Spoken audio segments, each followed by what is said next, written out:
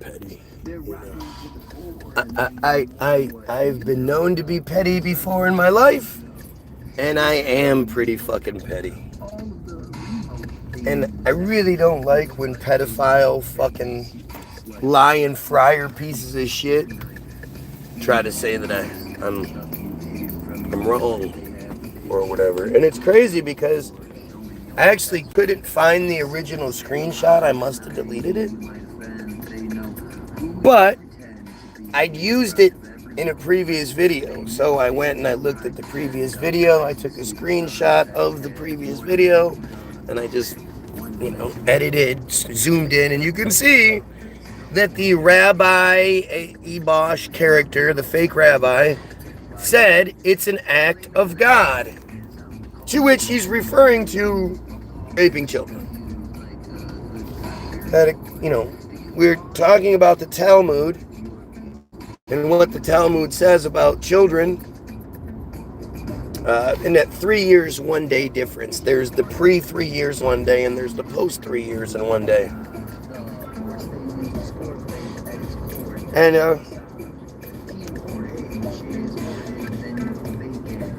when I asked the fake rabbi character, so what about what the Talmud says about how you kill a Goyim for raping a child?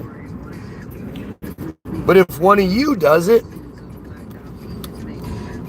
then what happened? Then, so the way the Talmud works is it's hard to do this without being thorough. Because I just assume a lot of you might not actually know what the fuck I'm talking about.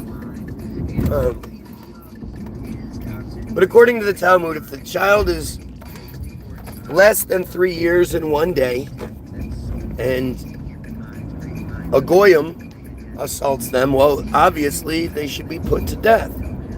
Anybody that's assaulting children should be put to death, right? It's not necessarily consistent, though, because if the child is less than 3 years and 1 day and their abuser is a friar, he is now responsible to pay. If it's less than 3 years and 1 day, then it doesn't happen. It's like the assault never happened. It's a poke in the eye. It's akin to a poke in the eye, according to the Talmud. And it is, the hymen will grow back, and it's not a big deal. This is what they believe now.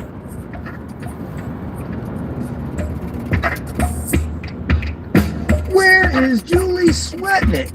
Shouldn't she be in prison if she lied about what Brett did? Then, in accordance with tradition, no, not. Lakewood is in New Jersey, though, and Lakewood is at a place where the good men smoking gun every day. You have not been raped by your cellmate or a guard or an Epstein's dispenser. So, how do you prefer your guys? You like your guys with short hair, then? Since obviously child rape isn't a concern of yours. You obviously don't care about children being raped, and how do we fix it? You just want to talk about hairstyles. Gotcha. Hairstyles. The hairstyles of men. You're really awesome. Lazy porn was the distraction. The real story, skull and bones. Julie Swetnick got no traction since they knew. Do I live in Dearborn, even though you spelled it wrong? Gosh, that's weird. You seem pretty obsessed with me. Pretty weird. Well, who talks about this first? Oh, if it was a different time of day, then you would care about children being raped. Oh, so it's the time of day. In the morning, you can make gay jokes and talk about dudes' hair. That's fine. But to address the pedophile situation and how no, it's too early for that. Sounds like the words of a fucking pedo to me. Oh, we're not friends at all. You're a piece of shit. Yeah, no, you're a piece of shit. All of you are.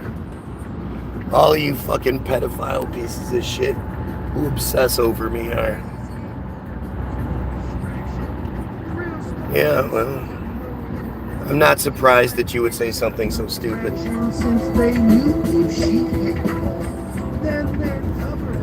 But less than 3 years in one day. It doesn't happen. The assault never happened. The hymen grows back. It's the equivalent of a poke in the eye, according to the narrative.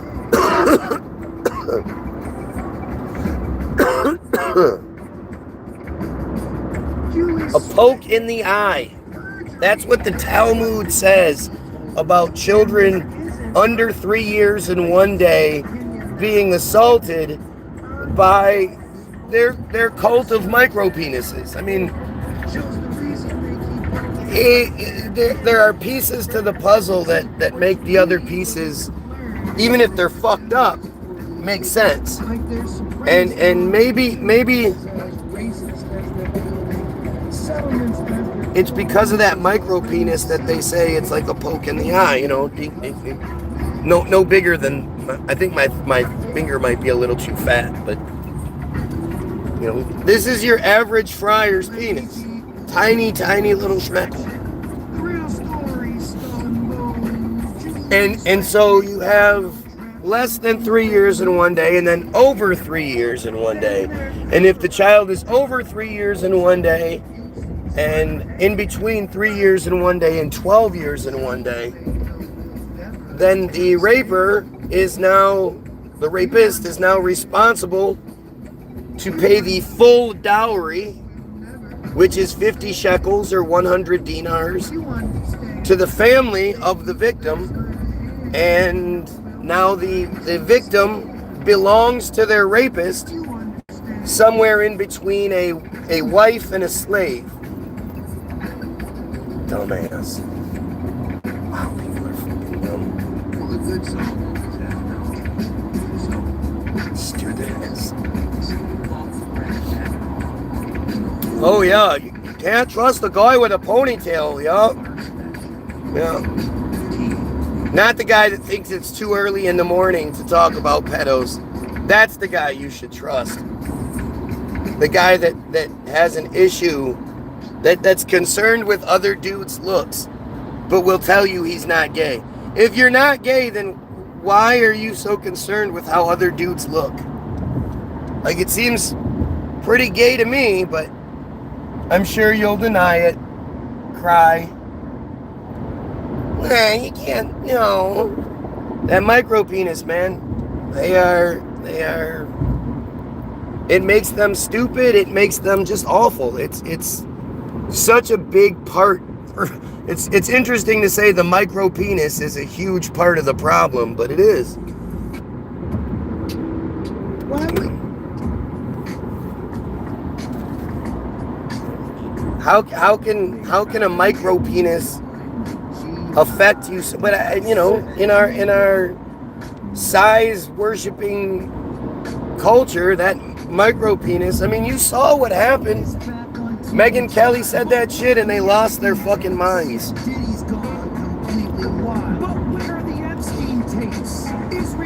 Shit, if anything, I have a ponytail to draw out fucking closeted weirdos so they can out themselves. Does that work for you?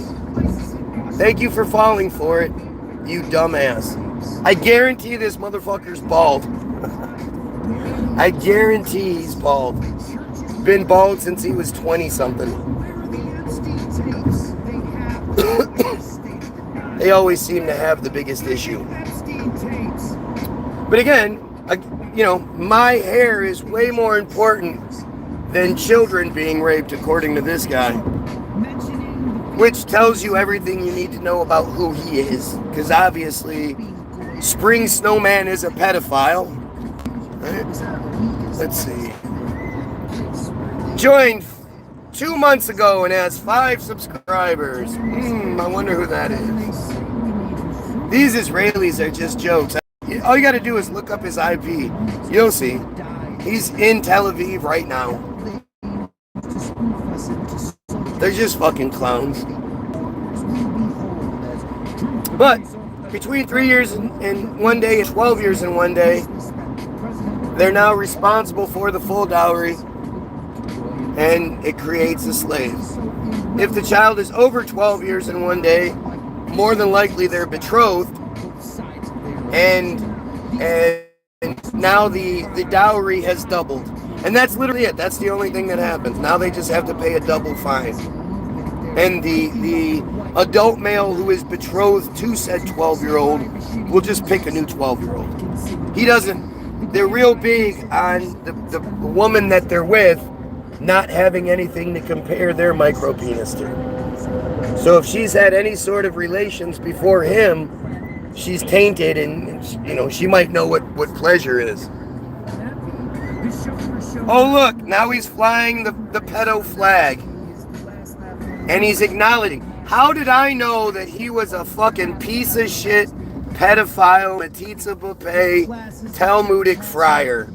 Gee, I wonder, is it because they all follow the same patterns? Trying everything they can to distract.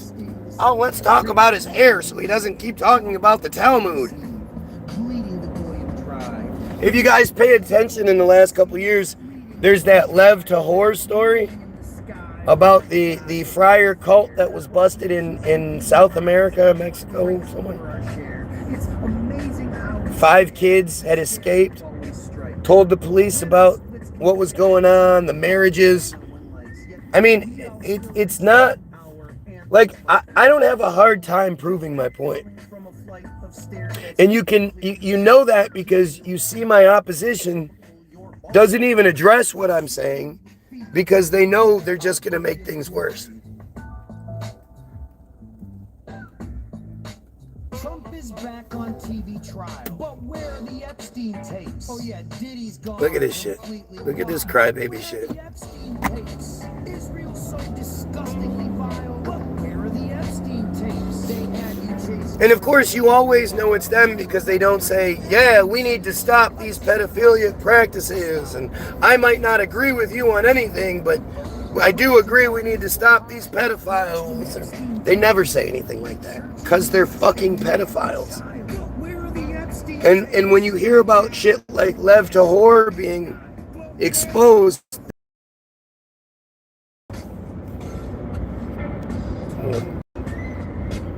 your average rabbi has a few children under, in their past. And the fact is, they all know exactly what I'm talking about. And none of them try to stop it. If anything, they attack people like me who talk about it.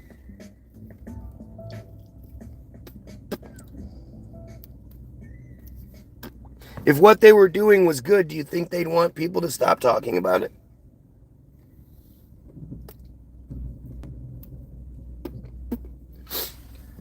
Flying that blue and white pedo flag that exposes you. I mean, ask yourself, what do you think the chances are that 0.183% of the world's population or 2% of the U.S. population would be on my feed almost immediately? I've only been live for less than 15 minutes.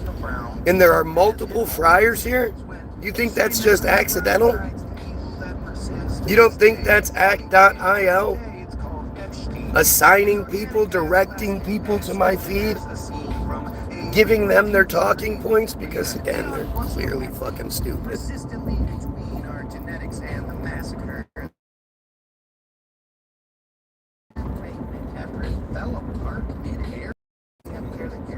How do you know they are? Who else is going to do it? Who else is one this stupid that they obviously get walked into these things all the time? But 2, like, who else is going to disagree with or be mad at me for saying these things? You think just regular old white, black, Christian, American, European, whatever, you think average people are going to be like, don't talk about those disgusting pedophile friars like that? No, it's them. And those that do look up the IP addresses of these channels, or these profiles,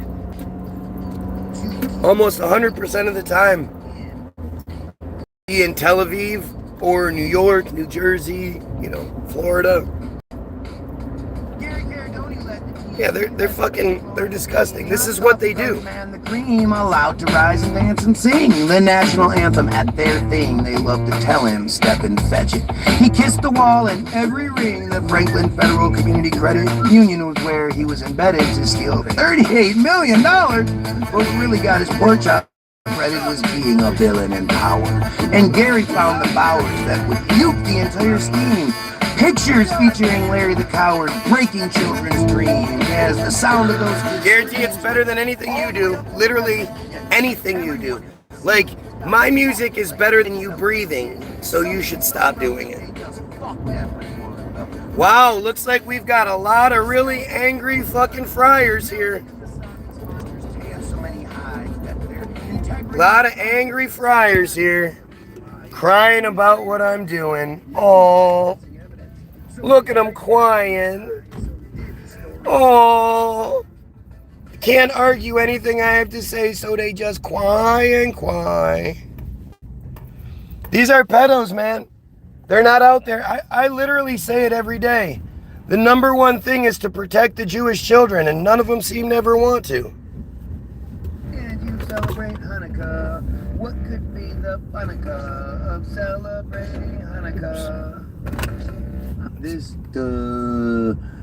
is a song that there's a lot of Christmas songs out there, and not too many Hanukkah songs.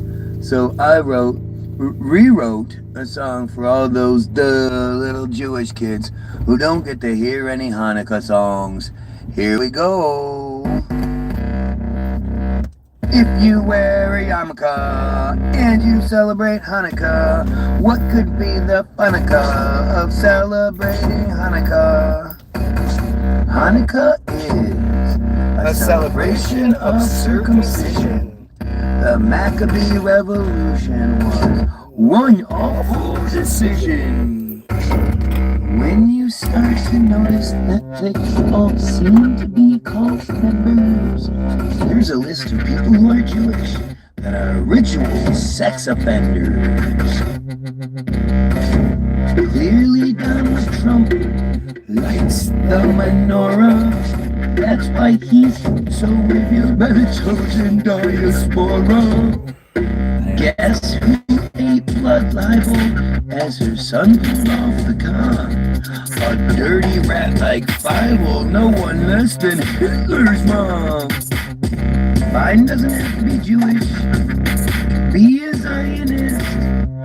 Just like Hillary Clinton, they're both on the AIPAC list.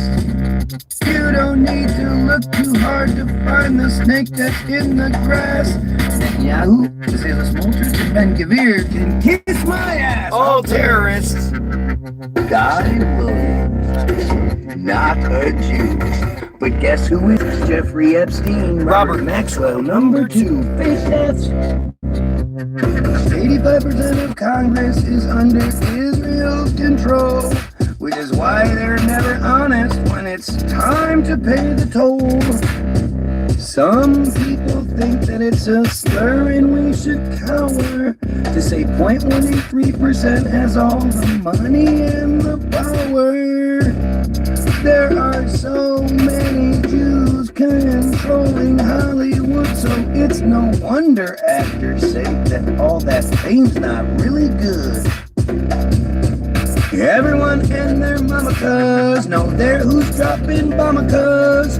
This should send alarmicas like Moyles and Brit Malonica. Please don't drink gin and tonica, but smoke that marijuana-ca. You really, really should wanna go to happily obliterate Hanukkah. Yeah, buddy.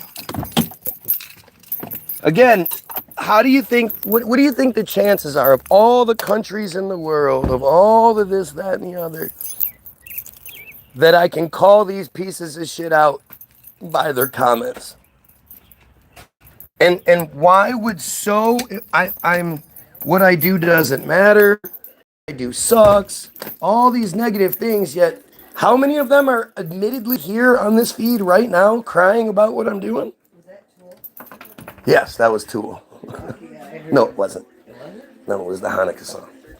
Oh, I thought I heard Tool bass. You didn't.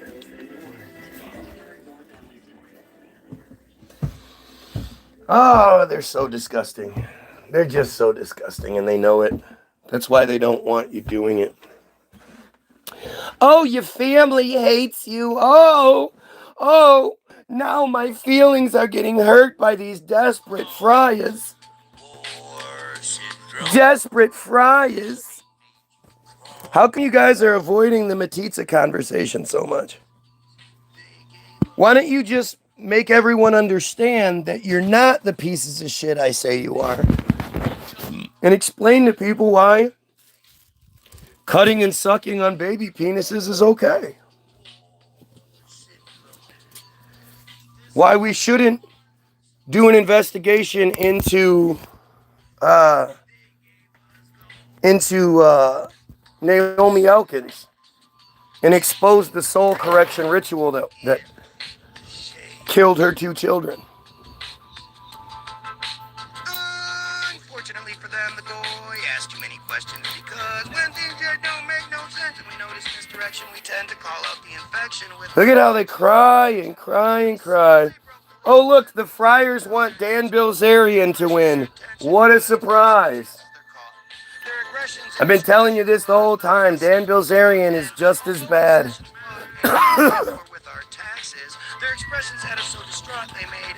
You know, obviously, getting big fat Randy Fine's bitch ass out of office is an important thing, but it's not. It doesn't matter. Right?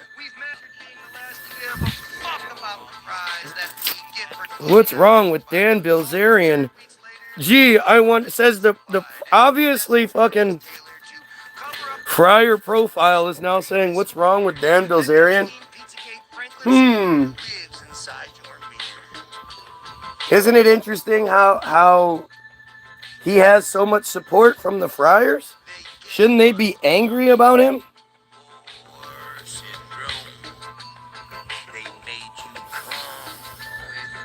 Right. Why? If somebody made 10K doing something, you think they're going to come on some random fucking YouTube page just so they could tell people? Like, no, you're going to live your life. You're going to be making money. You're going to do what you want to do. The last thing you're going to care about is random YouTube stats. Fuck out of here. Yeah, you are. You're a piece of shit. And they always do this, right? You just make fake friar profiles, but you're not really a friar. Gotcha. Yeah, that makes sense. Like, why would anybody want to pretend to be a smelly, disgusting piece of shit? Pedophile, nasty, just disgusting piece of shit.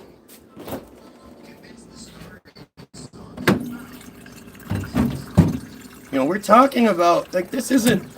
I get no benefit out of this. If I really wanted benefit, if I wanted fame and fortune, I'd sell you guys Jesus. Just like dumbass Dan Bilzerian. You're so stupid you already buy it, so why wouldn't I just sell you something you already buy? That would make more sense than making myself such a target. And obviously, the Friars have targeted me in ways that they don't.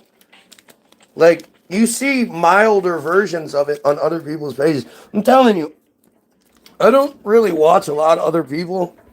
Like, I watch Rathbone because he does good videos. I watch LJ because they do good videos.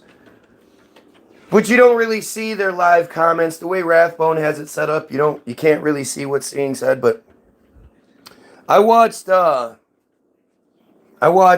Sean Mundy's page the other day. I watched his live feed. He is the hero, founder of DAP, Dads Against Predators. And I watched as random fake, disgusting friar profiles one guy in particular called himself Christian Hunt. And, you know, as much as I really like that, I really like Monday, he's kind of dumb. So, like, he's really smart in some ways, but obviously he still believes in Jesus and shit like that. So he's pretty dumb in that regard. And so, I watched as multiple fake act.il type profiles, Rise app type profiles, descended upon his feed so they could praise Alex Rosen, fucking Gordon Flowers. And they kept saying dumb shit like, oh, Alex gets catches, you don't get the catches. And Sean's like, look, I catch the trash that Gordon catches and that gets let go.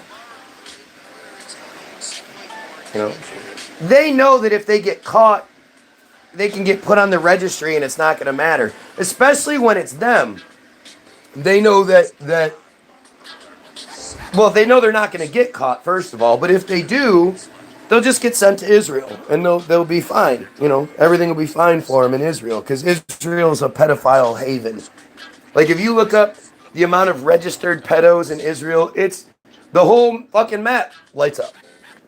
But there's the only place where it's not completely covered is in the Palestinian areas. Unbelievably tragic. Right. But also there's the static the page runs to, stretching the truth. Yeah. Of course that's what you think, you goofy ass pedo. Anything you can come up with to try to take the heat off yourself. You know, the fact is, show me the pedophiles that are out here trying to advocate for the death of pedophiles.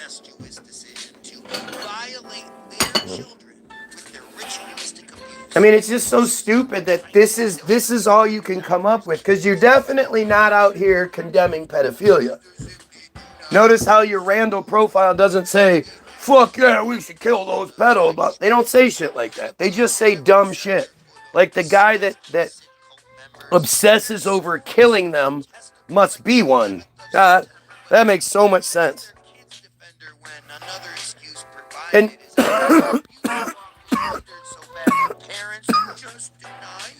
with as much Israeli attention as I get, don't you think if I did anything, they'd have found it out by now? Right? But it's interesting how these clowns work.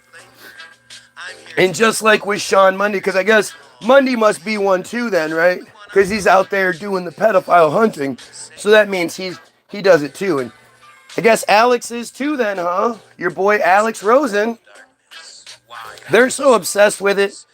They started these organizations and, you know, they do all that. Anybody that's obsessed with killing pedos and stopping pedos, well, you know, they must be bad guys apparently.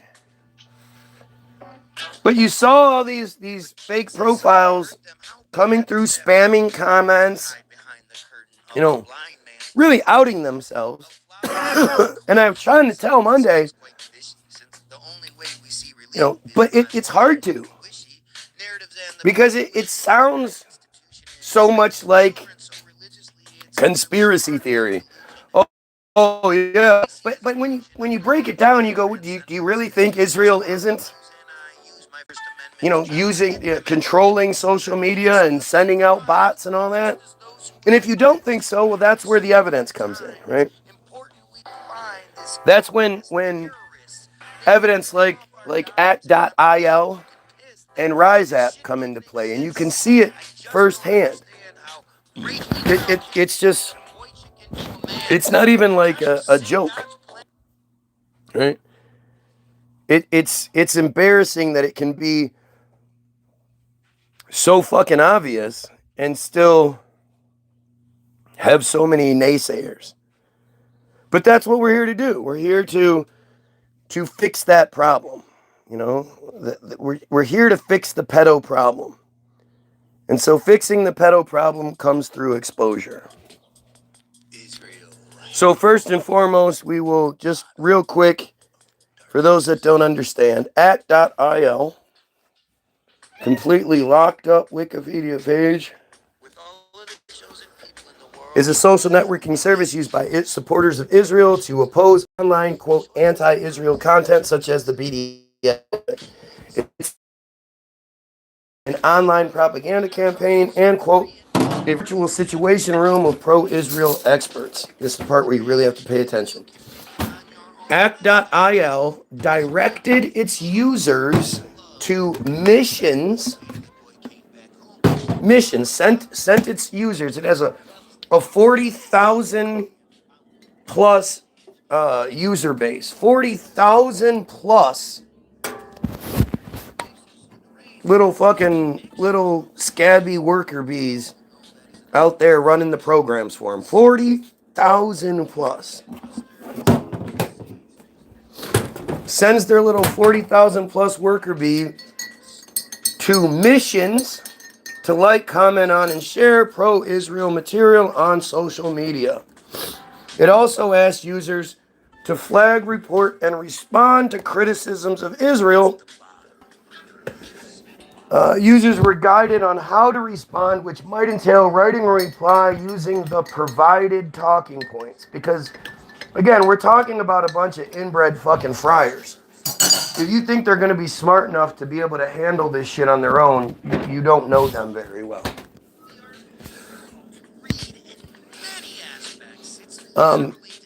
The app also provided users with ready-made memes promoting Israel's perspective for them to share. By completing missions, users earned points, unlocked badges, and had their scores displayed on leaderboards. So really, I don't know. Like I say it every day, I don't really know what more evidence I can provide for you. I'm going to keep trying. I know if you look up Baron Rothschild, and then you look into the first Aliyah, you'll see that bad guy land doesn't exist without Baron Rothschild.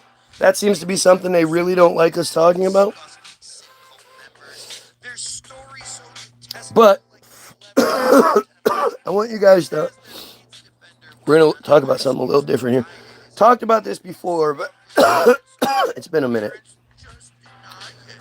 So, all of you need to look up the Secure Community Network. Okay? The Secure Community Network, this is why they praise Alex so much. Because Alex is a part of the Secure Community Network. And so, it's why Alex isn't catching friars left and right. When, if you look at the earliest episodes of To Catch a Predator and shit, they were catching like 40, 50, 60% of the people were friars. And it just so happens to coincide with, pre-Secure Community Network. The Secure Community Network that Alex belongs to is how they prevent friars from getting caught all the time. Because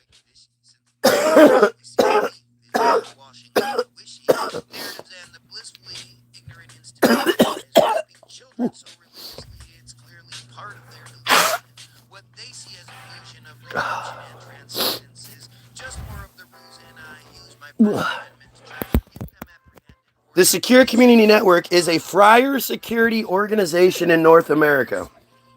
It works with hundreds of synagogues to provide safety, guidance, and threat intelligence. SCN liaises with law enforcement and other organizations to provide best practices for friar communal security.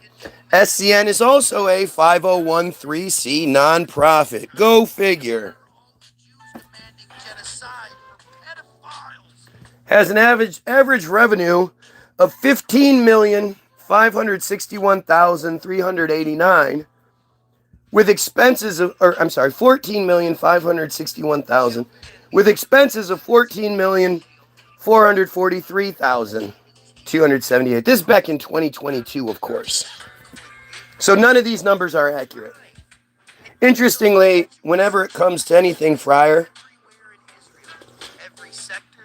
There is no modern shit, right? They're always providing you with information that's a few years ago. You know, you'll see shit from like, according to 2016 numbers, you're like, what the fuck? 2016? Whatever happened in 2016 isn't fucking relevant today. I mean, let's be serial here. Hang on, I know you want more. I'm trying to give you all you can handle. Which probably isn't very much.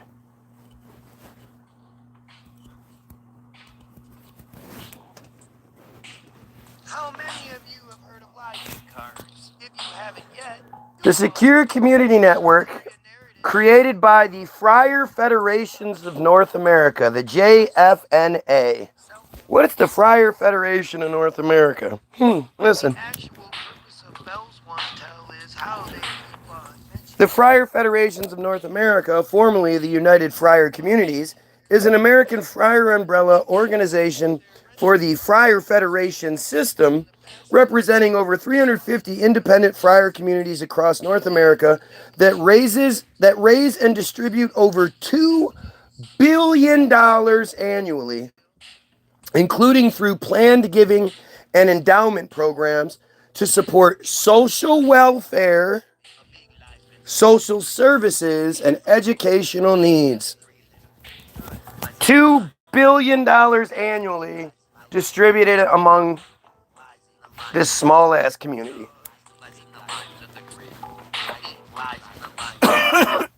And Jesus. Ooh. Shouldn't be happening. Supply kits with little messages given as prizes. Pictures of what would be decadent visions before their disguises. Yet information withheld from the key. Wow. Okay.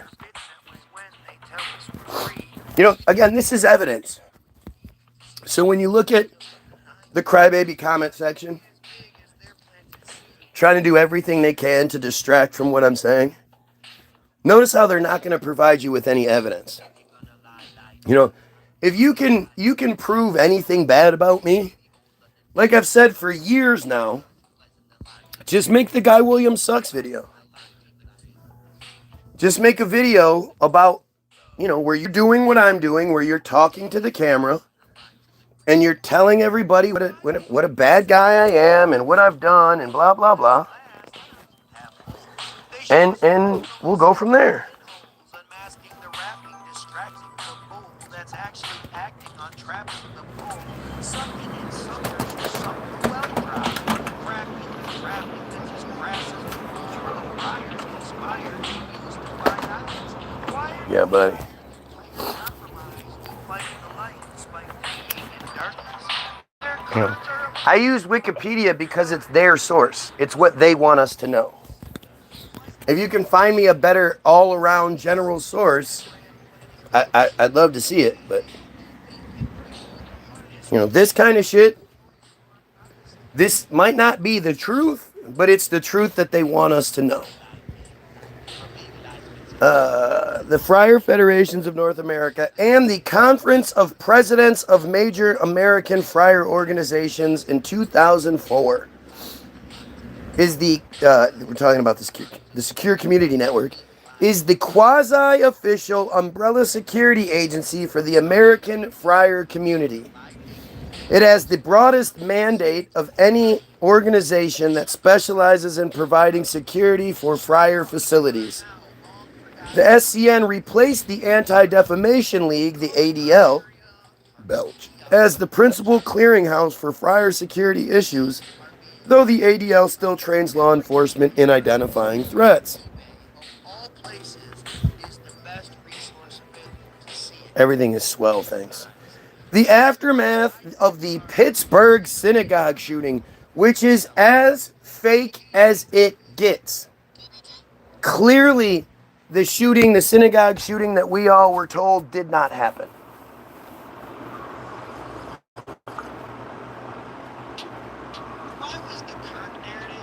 It was clearly a false flag operation and manufactured start to finish. We all just know that before we had any details.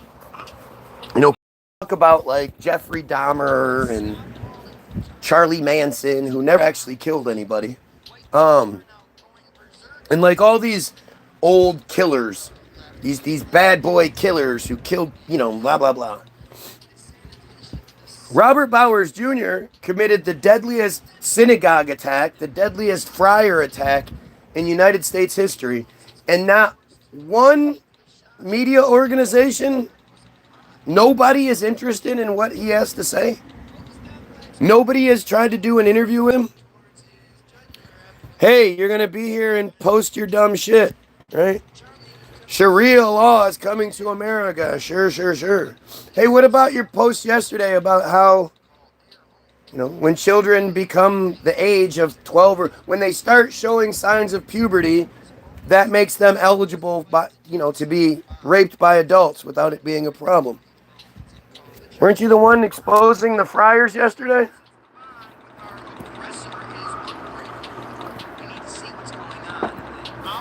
Dumbass Muslims. Muslims are just as bad. Your main guy, Muhammad, was a fucking pedophile.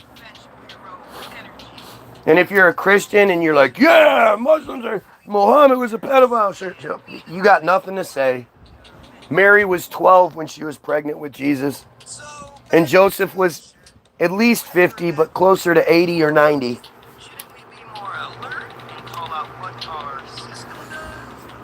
But hey, never mind all that shit, right? According to the false flag Pittsburgh synagogue shooting, or the aftermath of the Pittsburghs in 2018, included arguably the most ambitious and comprehensive effort led by the JFNA ever taken to protect friar life in the United States, according to the New York Times. In addition to bringing in $100 million in federal grants through the Nonprofit Security Grant Program, like you can understand why they would orchestrate shit like this. When you see the results of it, it makes sense. You go, oh yeah, okay.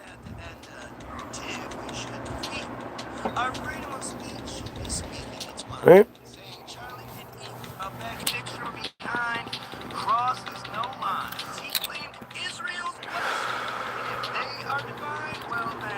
In addition to bringing in $100 million in federal grants, the JFNA raised $62 million to secure every friar community in North America, overseen by the JFNA's SCN, Secure Community Network. By 2023, 93 friar federations had full-time security directors, a more than fourfold increase over the previous 5 years. Gee, I wonder what it looks like in 2026. That's in 2023.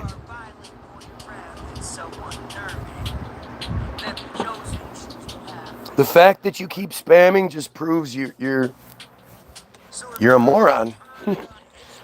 If you weren't running off of a program, you would be able to adapt and change your shit up. But it's that repetition that often gives you guys away. SCN's staff grew exponentially from 5 people in a small office in Chicago to a national organization with 75 employees stationed across the United States. Again, back in 2023. Who knows what it is now?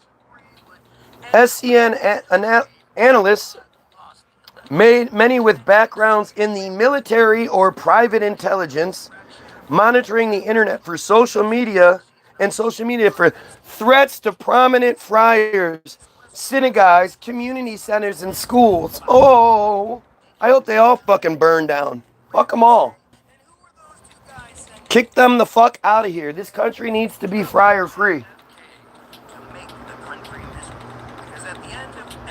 Really, the world needs to be. Because again, I can't say that with good conscience, right? I can't say, oh, we just get rid of the problem and let somebody else deal with it. What about their children? Who's protecting their children? As much as I hate these pieces of shit, you know, I'm not even a fan of their children because their children grow up to be them. Although most of that has to do with the brainwashing. If you don't raise a friar child in that friar environment, they're not going to be the pedophile friar that they're supposed to be. It's actually pretty obvious. Nobody would be that way.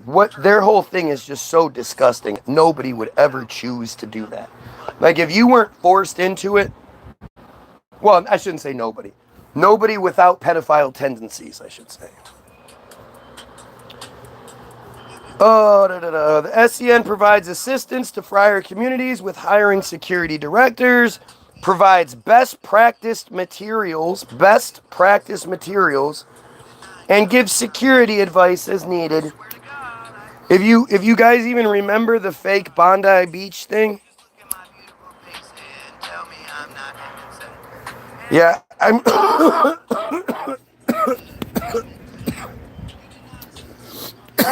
I'm sure you're one of the smartest people to ever exist, and you're on here repeating the same dumb shit over and over again because you can't come up with new shit. Totally makes sense. You're that stupid. Like, that's why I love these friars, man. They make the argument for me. They make things so much easier.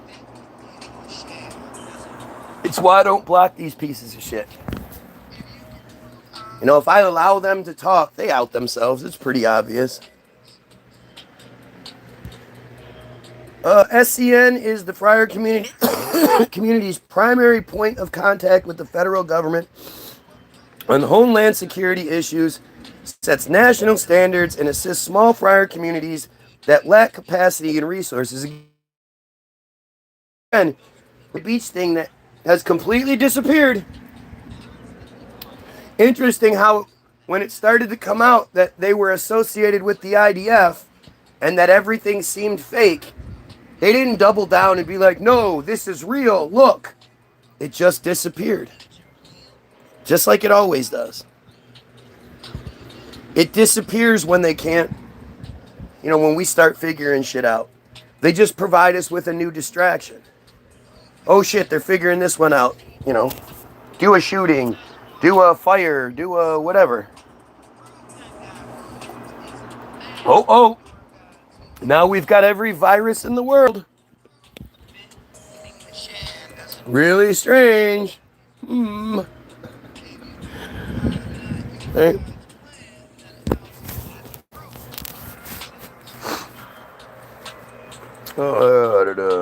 Major metropolitan areas with their own resources, such as New York City, Los Angeles, Cleveland, Detroit.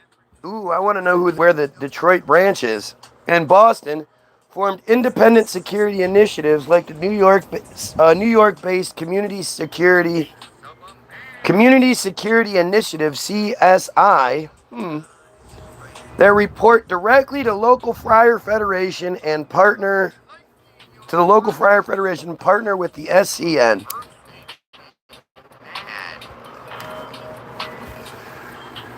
Like I just don't know how else to like show this to you guys. Through its operations center and duty desk, SCN duty provides timely, credible threat and incitement and incident information to law enforcement and community partners. So why would the Secure Community Network provide real-time information to law enforcement? Shouldn't it be the other way around?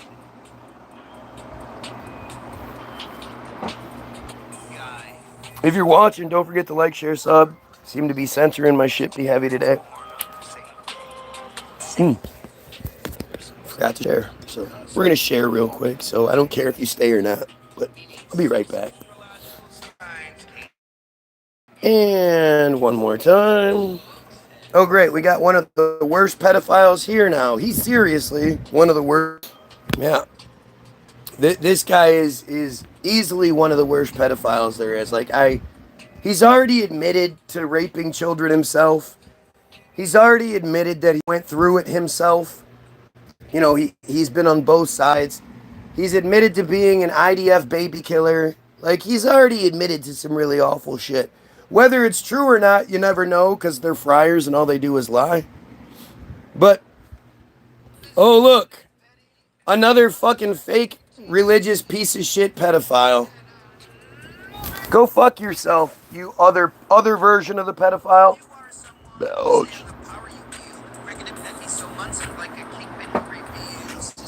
The guy who identifies himself as a saint, yet doesn't give a shit about children being raped. Go figure. You know these fucking pedos, man. They're everywhere. They are everywhere.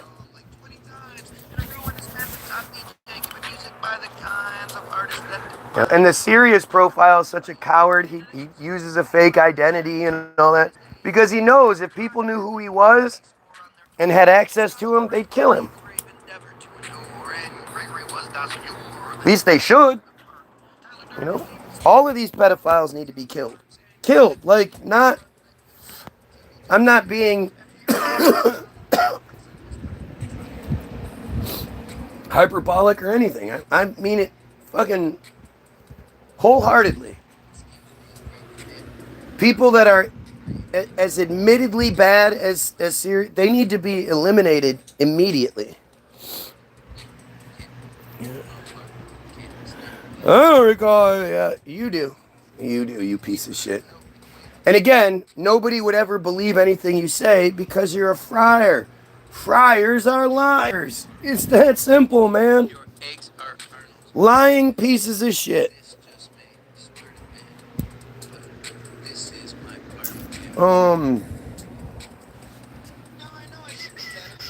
SCN works with communities and partners across North America to develop and implement strategic frameworks that enhance the safety and security of the friar people. Not everybody, just them. Imagine if Muslims had anything even close to this. It would be called every ist in the world. White people would be losing their fucking minds. Wait, this foreign-led organization is siphoning money away from the people and using it to protect them and them only? What about the rest of us? Like, everybody would have a problem with it if it was Muslims. Or if it was... Yeah, well, what about ET? What about the NCAA?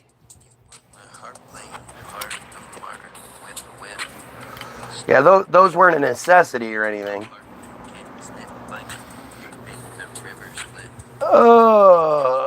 Security of friar people developing best practice policies and procedures, undertaking threat and vulnerability assessments, coordinating training and education, offering consultation on safety and security matters, and providing crisis management support during critical incidents. Isn't it interesting how none of these organizations that they have offer a service where someone like me can just ask questions and they go, oh no, you're misconstruing it, dumb Goyim. Here, let us explain it to you in a way that doesn't make us look like psychopathic pedophiles. Notice how they never ever do anything like that? Why? Because they can't. Because they're psychopathic pedophiles. It's what they do. Sure. We just woke up from a nap and we're all biting. He wants to do the love bite thing. Cool. I'm busy. Leadership. The leadership is Michael G. took over as National Director and CEO of SCN, a position the Friar Telegraphic Agency calls the Friar Community's anti-terrorism czar in December of 2017. Masters replaced Paul Goldenberg, SCN's founder. In this role, Masters is an employee of the JFNA and works out of the organization's New York office. Oh my goodness. Oh, what are you doing?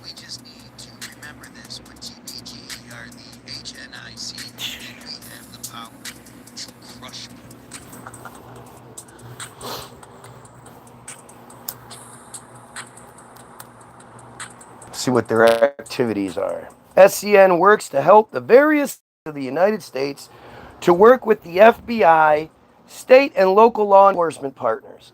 SCN also engages with local synagogues and works to enhance security on a variety of levels with synagogues from around the country. Songs like this when it's no longer necessary. Besides, if you want to hear something that says Christ. nothing, just I don't put even on want to read it. It's so much, it's just so much bullshit, but it's so informative. It sucks. Command Center. In September 2021, SCN unveiled a command center in Chicago to safeguard friar communities across the United States, dubbed the National Friar Security Operations Command Center, the JSOCC. The JSOCC centralizes intelligence analysis and security operations across friar organizations, enabling SCN to proactively track threats and coordinate responses with local, state, and federal law enforcement agencies. Funded by private donors, the JSOCC features a 16-foot video wall for real-time threat monitoring. Kind of sounds like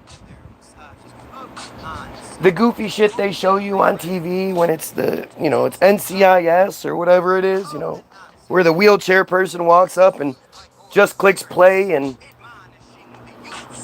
the program runs like somebody,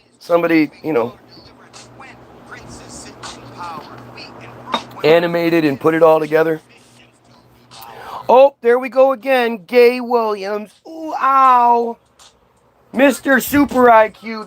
That's the best he could come up with. That's the best dumbass could come up with. He's got a super IQ, though.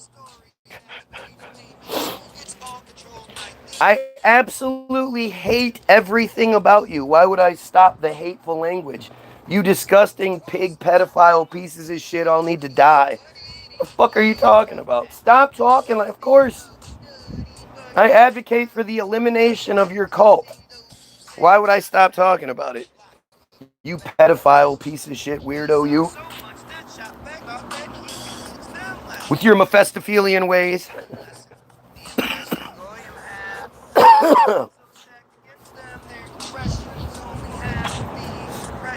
Good old LJ. 16-foot real-time video wall for real-time threat monitoring. See, I hope I'm on that right now. Fuck all of you. Fuck you and your JSOCC. Fuck you and your pedophile cult. Fuck you and your tiny little micro penises. The micro penises. Oh, they're so bad. Oh, the micro penises are so bad. Why would a woman ever want to enjoy sex? Our wives don't. The little kids we fuck don't, so why should anybody enjoy it? We are the only ones that are allowed to enjoy it, and we enjoy really nasty shit. Individual workstations for analysts and the capacity to seat 8 personnel with overflow space to accommodate additional staff during major incidents.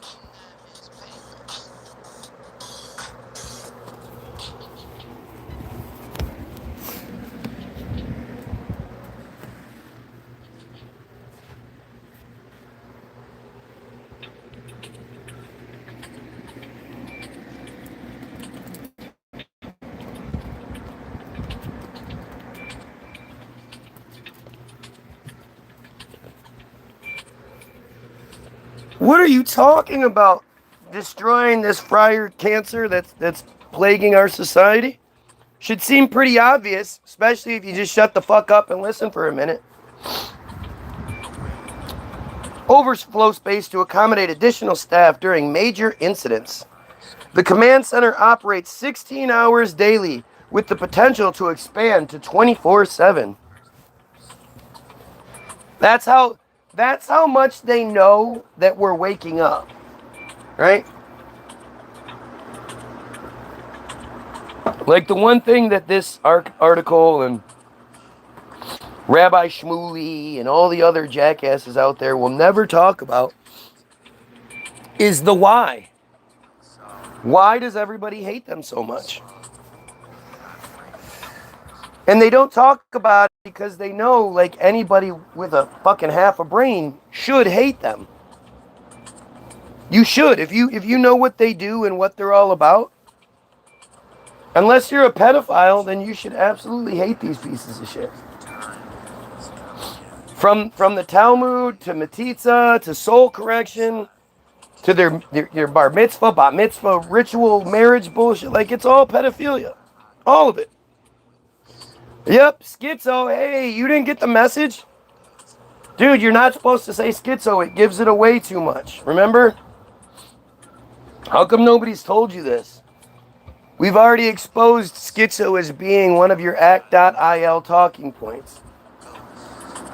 The funniest thing is you're so inbred and stupid, like you didn't even come up with something that works.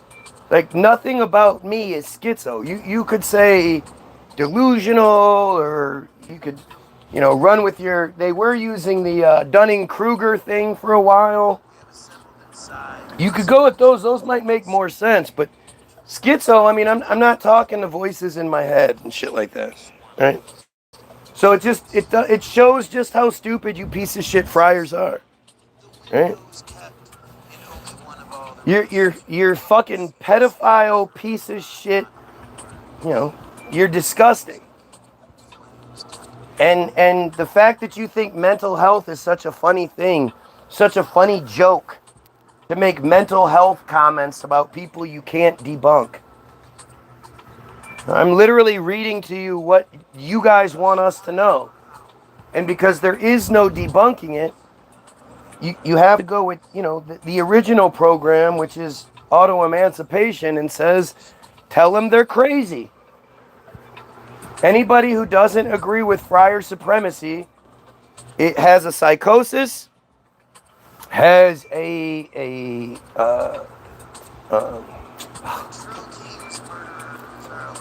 irrational phobia, and a, what's that second one? I always forget that one. Fuck, now I gotta look. God damn it. Auto-emancipation. Auto-emancipation is a pamphlet anonymously written in German by Polish, Russian, friar, doctor who was only a doctor because friars, he got his law degree, even though friars weren't allowed to practice law, and then decided to become a doctor after that. An activist, Leon Pinsker, in 1882, again, it was published anonymously and wasn't assigned to him until after his death, I believe. It is considered a founding document of modern friar nationalism, especially Zionism. Pinsker discusses the origins of anti-Semitism and argued for friar self-rule and the development of a friar national consciousness. He wrote that friars would never become the equals of Goyim until they had a state of their own. He called on friar leaders to convene and address the problem. In the pamphlet, he describes anti-friar attacks as a psychosis, a pathological disorder, and an irrational phobia. You're crazy. If you don't agree with our supremacy, you're crazy. You have mental problems. You're schizo. I don't think schizo was a thing yet. They hadn't created schizophrenia yet, so they didn't use it back then. Stop biting my feet.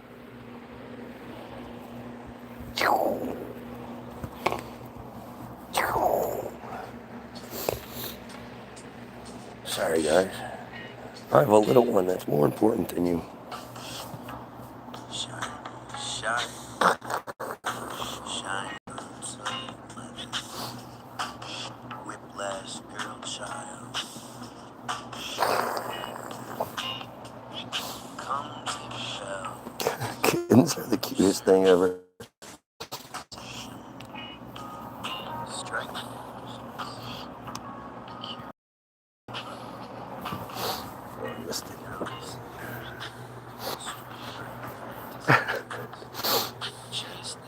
I do want to look this up. I want to see what it says. as far as the origins of anti-Semitism goes. Let's see if it gives us good reasons as to why everybody hates these pieces of shit. Let's see if it actually says it. Morning, James. Glass bong, man, you must be a youngster. Talking about some 3-foot bong. Yeah, I'm sure you do. The friar says he thinks supremacy is wrong. Sure.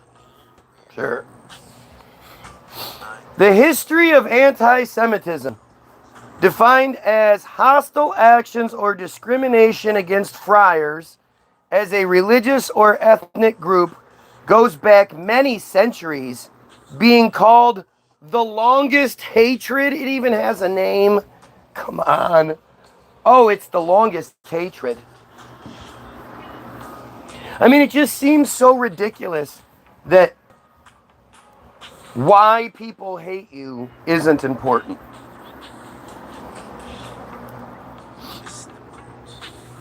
Jerome Chains identifies 6 stages in the historical development of anti-Semitism. Oh, yeah. 6 stages. Gotcha.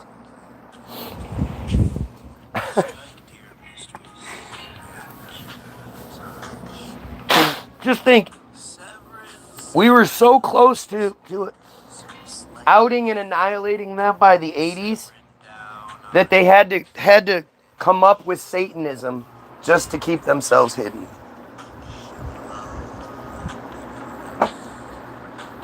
It's fucking insane. Number 1, pre-Christian anti-friarism in ancient Greece and Rome that was primarily ethnic in nature. Nothing to do with how they treat people or their practices. Just, we don't like the way they look. Gotcha. Number 2, Christian anti-Semitism in antiquity and the Middle Ages that was religious in nature and has extended into modern times. I literally don't know. Well, that's not true. They're doing their best to try to reestablish that. Like, you keep seeing it everywhere with videos of IDF soldiers destroying an image of Jesus. You know, you keep seeing all of the main truthers, the ones that are allowed to have the big numbers, all reading from the exact same script. Right? They all say the same shit. It's, oh, they hate Jesus. They hate Jesus. Never mind that Jesus was them. Jesus was Jewish. The Bible is a Jewish fairy tale. All of the main characters in the Bible are Jewish. It's pretty fucking obvious. Number 3, Muslim anti-Semitism. That was, at least in its classical form, nuanced, where friars had dhimmi status. Dhimmi status.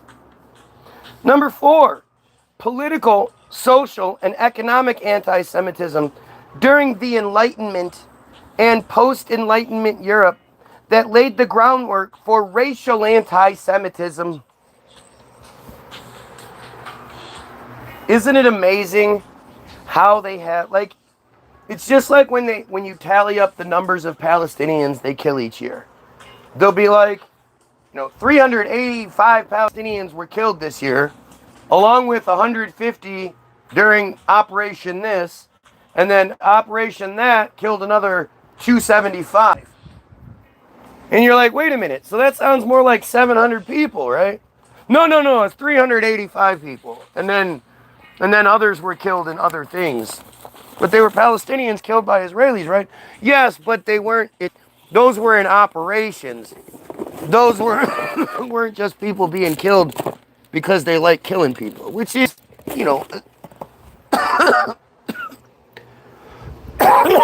really a big part of what they do. You have to ask yourself, you know what they say about fools and dogs, God loves them. You have to understand it. Israel could have taken Palestine right from the beginning. And if they would have done it right in 48 when they took 86%, well, a little over 50, 60% of it. And then in 67, they took basically the rest and left the little, 14%, 14% left for the Palestinians, right? But at any point, they could have just taken them out, and we wouldn't even talk about it today. Nobody but historians and shit would actually talk about this shit. Right? It's an observable genetic trait. Says somebody who's from a place where they've banned genetic testing because they know that all of the genetic testing will show that none of them are from there. They're from Ukraine. They're from Europe. They're from the United States. That's what the Aliyahs are all about. Like, it's so weird that they present narratives the way they do, because all of their narratives just contradict each other. But they expect you not to be smart enough to know. They expect you not to be smart enough. He's in there somewhere. Not enough to see it. I need you to send Charles $15, please. Why doesn't everyone else? Palestine has needed our help since those holding all of the wealth. So does the biblical belt. Whipping the world for compliance. Don't need their spiritual help. Number 5, racial anti-Semitism that arose in the 19th century and culminated in Nazism. Again, if you listen to Hitler's speeches, he wasn't like, oh, I hate the way they look and their noses and their beady little eyes. And he wasn't saying that shit.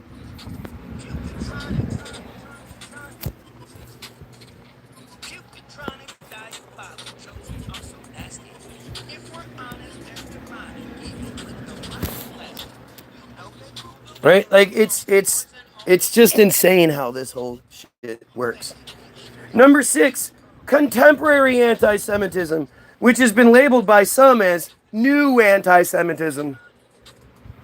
Yeah, they had to come up with something else because the whole, well, they're just mad because we killed Jesus thing didn't work.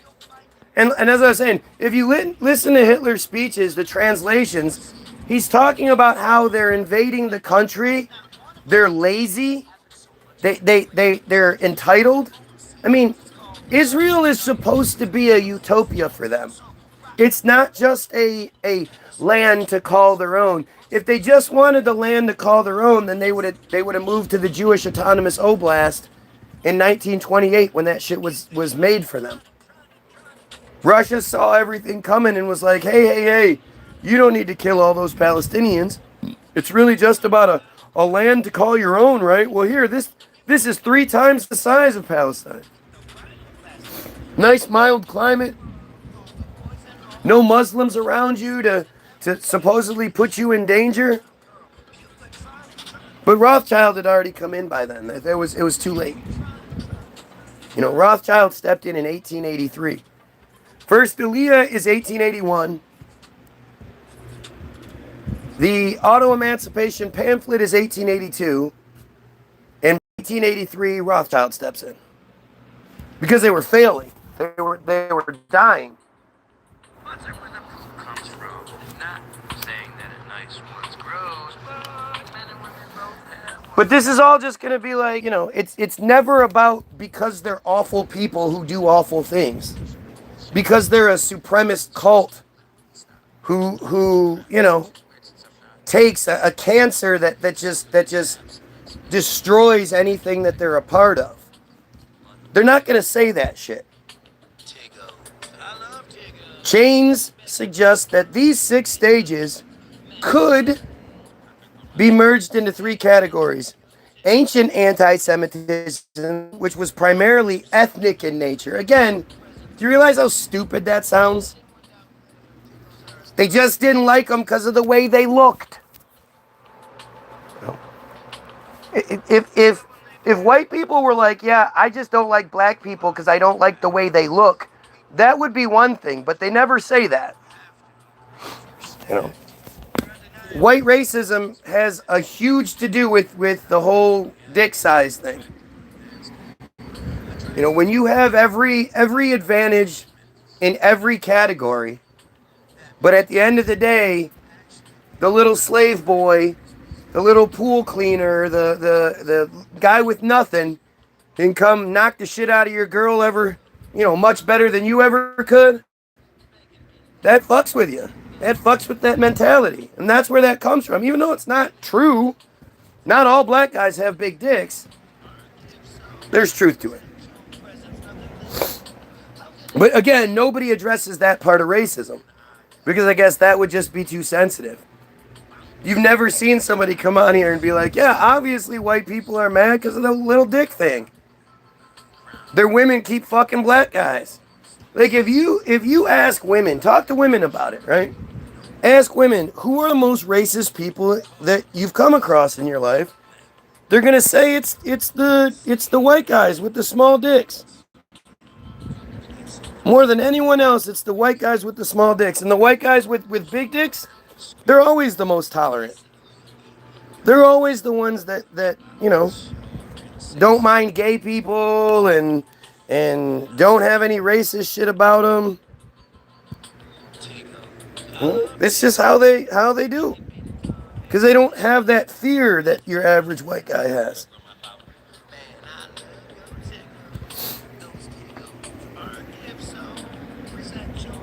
Nothing Lizzo. Tiggos are astounding, and I love them Tiggos.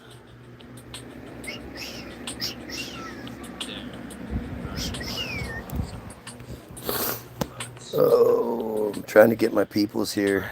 Chill your dumbasses out.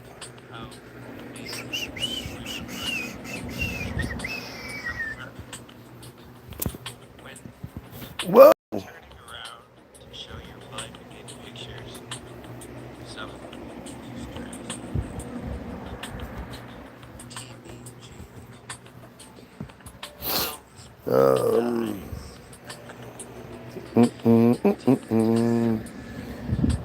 There we go. Really concerned about Mary. Mary tried to get into the tried to get into the act.il network, and I haven't heard from her since. Kind of scary shit, man.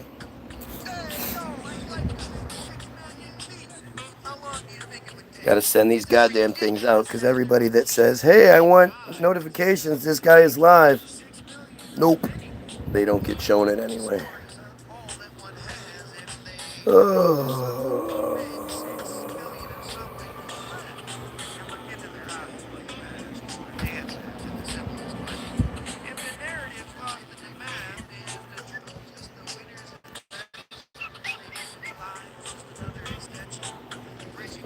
Now it's gonna fuck up. Gotcha.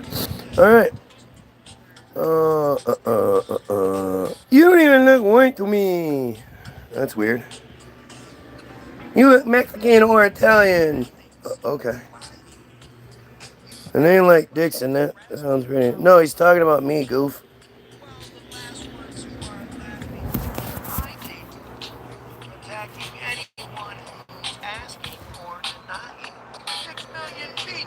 How long do you think it would take? It's as ridiculous as their metzitzia to think I could successfully make 6 million of anything. Stories are all that one has if they tell you that someone can make 6 million of something flat. And look into their eyes while you ask for an answer to the simplest question. If the narrative lost in the math, is the truth just the winner's invention? Making lies just another extension? Bridging the gaps of illusion? Keeping our class in detention ensures the constant state.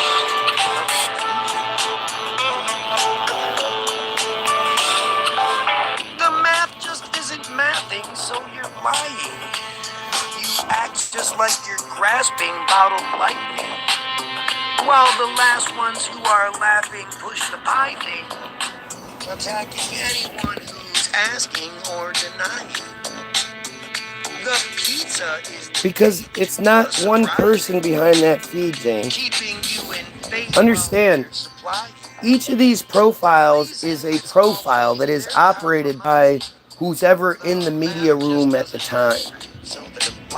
These are act.il characters, and they're staffed. The profile is manned by multiple people. So waken from your slumber like mushrooms to a plumber.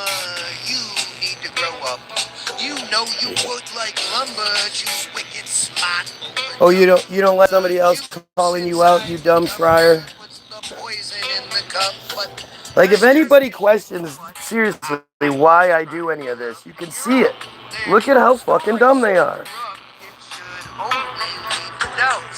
Anyway, let's Kibichet is primary ethnic in nature, Christian anti-Semitism, which is religious, and the racial anti-Semitism of the 19th and 20th centuries. What racial anti-Semitism is there? The math just isn't mathing, so you're lying. Like, it's such a dumb fucking thing. No, they're not smart like that. They don't understand sarcasm. They don't understand tact. They don't understand. You know, these are animals. These are little animals that walk around their settlements from a young age with no adult supervision. You know, trying to avoid getting taken by other adults, friar adults, and being used in these ritual ceremonies and shit.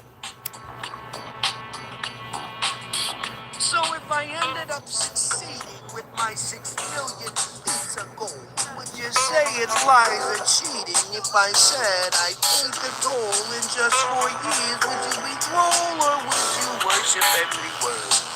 Is 4,000 plus pizzas per day a troll you'd wisely call absurd? Has 3 made every minute work in anyone's equation? Are you more or less assured you have the accurate information? The 6 million, you know, Hall hoax narrative means that 3 of them were destroyed every minute. You understand how ridiculous that is? The facilities you'd have to have set up to be able to accommodate that. 3 every single minute. I don't know why anybody would think. It's just dumb. In practice, it is difficult to differentiate anti-Semitism from the general ill treatment of nations by other nations before the Roman period. But since the adoption of Christianity in Europe, anti-Semitism has undoubtedly been present.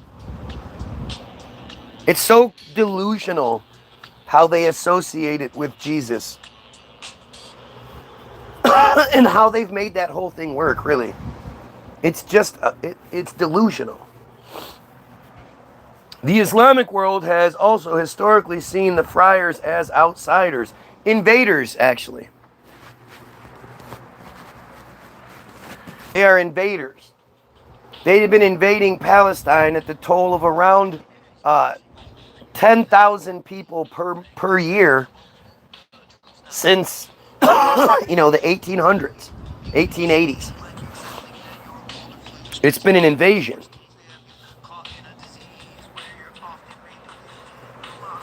Yeah, it's funny that you consider somebody talking about killing pedophiles, overthrowing the friars, you consider that negative.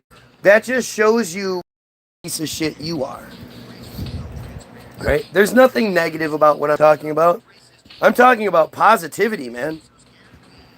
My scenario is a positive one. Eliminating the issues and the problem, the main problem in this world is a positive, great thing. And it's something we all need to be focused on.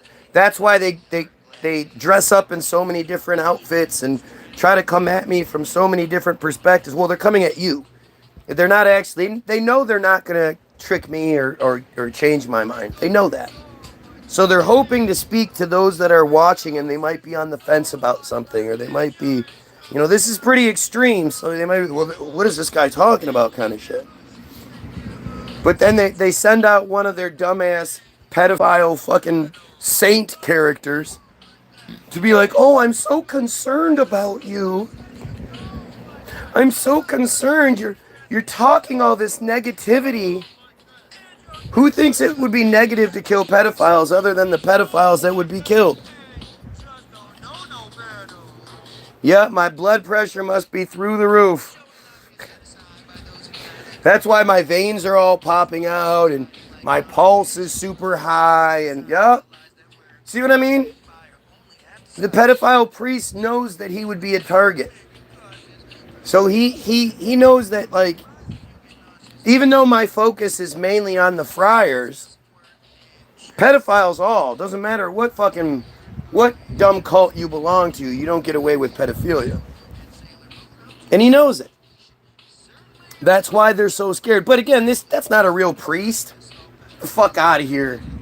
That's not a real person.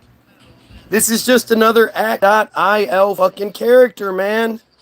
Joined 10 months ago and has 3 subscribers. Really? You really think that's how that works? Right. It's coming from somebody who pretends to identify as a pedophile priest. Get the fuck out of here. It's like they're so dumb. You know, it's so embarrassing that such stupidity can be winning. How can such stupidity be winning? Other than because they figured out a way to get us all against each other. And as long as they have us against each other, whether it's skin color, sexual preference, male, female, any of it, that's all that matters to them.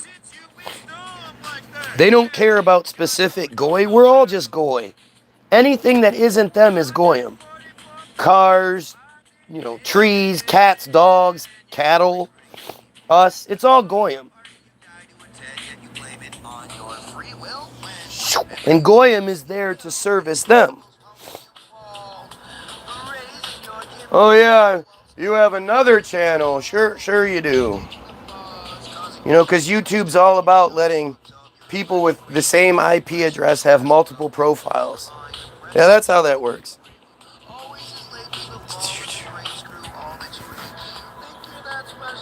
Let's see. The Islamic world has also historically seen friars as outsiders, invaders. The coming of the scientific and industrial revolutions in the 19th century Europe bred a new manifestation of anti-Semitism based as much upon race as upon religion. Again, it has nothing to do with race. The only element of race, they're not a race of people. So how can it be a race thing? We're not talking about a race. We're talking about a cult that has, members of all different shapes and sizes and colors and... Oh, Jesus, you're so cute. He's so cute. Oh, he's just so cute.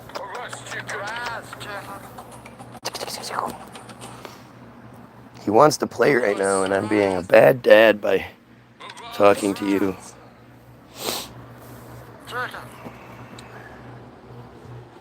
Look, he can talk all about how, his 4x4 channel and his trips, and not once is this guy like, yeah, fucking A, pedophiles are the worst, we need to kill them. Not one time. Don't you think that's weird? Gotta set the record straight about the 4-wheeler thing.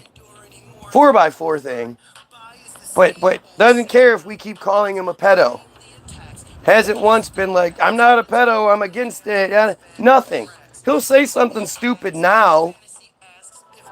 But this is just how dumb they are. They don't have that normal, not a pedophile response to things. Normal people who want nothing to do with raping children take great offense to being called such. And they address it. They definitely address how nasty pedophilia is and that pedophiles should be killed. But not this guy. All the distraction, your actions are so Todd, you're ahead of the class, but do you call out Dennis? You claim you're the glass half full, but you menace. Based as much on race as religion, which culminated in the Holocaust that occurred during World War II. The formation of the State of Israel in 1948 caused new anti-Semitic tensions in the Middle East. Isn't it funny again how it's not just the same fucking supremacy that everybody hates? It's anytime they can. Well, no, this time it's cause of this, and then this time it's cause of that. It's like, dude, it's all the same fucking supremacy. Look at this. This is how many different categories they have. If they can break it into, if they can splinter it, and have you accepting that it's all these different things, then you don't see it as this unifying thing that it truly is. Classical period, rise of Christianity and Islam, late Roman period, Middle Ages, early modern period, 17th century, 18th century, 19th century, 20th century, 21st century, anti-Semitism in the English-speaking world. Like, this is ridiculous.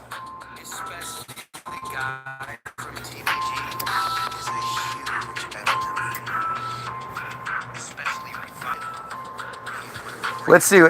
We got a special section, 2023, Israel-Gaza war. It's like such an embarrassing thing. It's not a war. I always try to get you to think about it from that card game that we've all played. Let's put it in a way that we can all relate to. And it's literally the card game called war. The actual element of war doesn't happen until both people have the same card to start. You know, you set down one card, whoever has the highest card takes the two cards. But the fun doesn't start until you both lay down a 9, and now you have war. And so you lay down one card facing down, so you have spoils to lose. And then you set down another card. And if those cards are the same again, then you do the same thing. You set down another card upside, or, face down, and whoever has the highest card wins the war and takes all of those clips, all of those spoils of that war. That's what war is. Israel and Gaza has not been a war, considering Gaza doesn't have a military. Gaza doesn't have a government. Gaza doesn't have a police force. Gaza is mostly women and children. You notice how they'll show you video after video of Gazan children throwing stones at tanks? Throwing stones at tanks? But they never seem to have any videos of these Gazans with rocket launchers? Never see those videos. Strange, huh?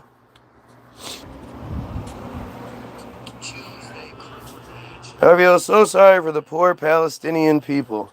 Yeah, but Palestine is just a small piece. Look what they're doing to the Lebanese right now. And for all of you Christians out there, you should be especially furious, because Lebanon is full of Christians. The majority of the people being killed in Lebanon are Christians. These aren't Muslims like you've been trained to think. Christians are being slaughtered daily in Lebanon. If you look at videos of Lebanon, it looks like Gaza. It's a complete and total destruction.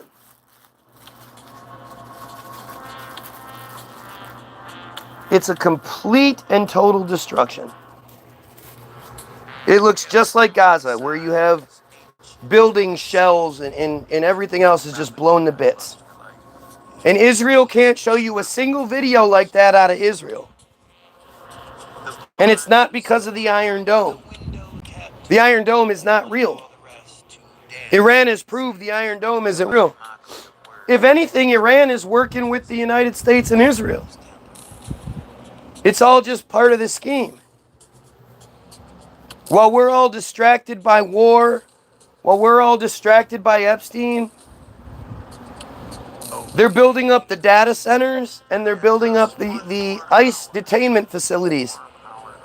ICE shot 2 white people in broad daylight. And that story, the ICE completely disappeared.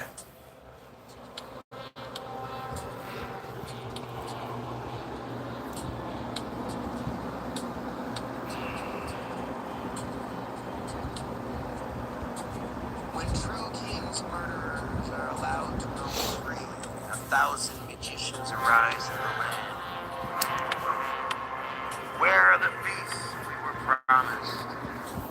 Amid the Gaza war, federal law enforcement in the United States reported a spike in anti-Semitic harassment, threats, and violence. If it was violence, they would start with it, because violence is obviously the worst of the three.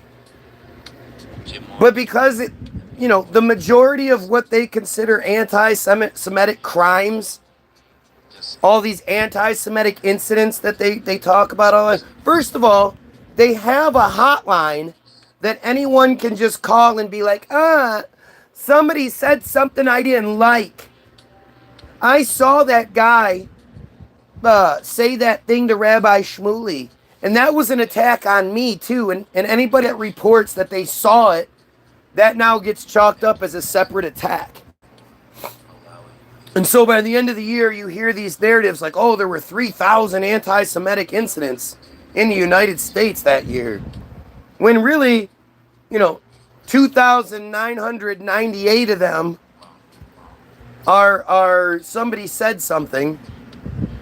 2 of those are the other 2 are like spray paint or something, which usually ends up being them doing it to begin with. And then there's literally no violence. Nobody is attacking these friars, which they really need to be. They need, because when the friars show up to whatever you're doing and start yah, like I'm about to do it. I'm gonna go do my feed from in front of the Adat Shalom cemetery here in the next couple weeks or week or whatever. I'm just gonna walk up and down the cemetery or the sidewalk and do my shit. And I guarantee they have an issue with it.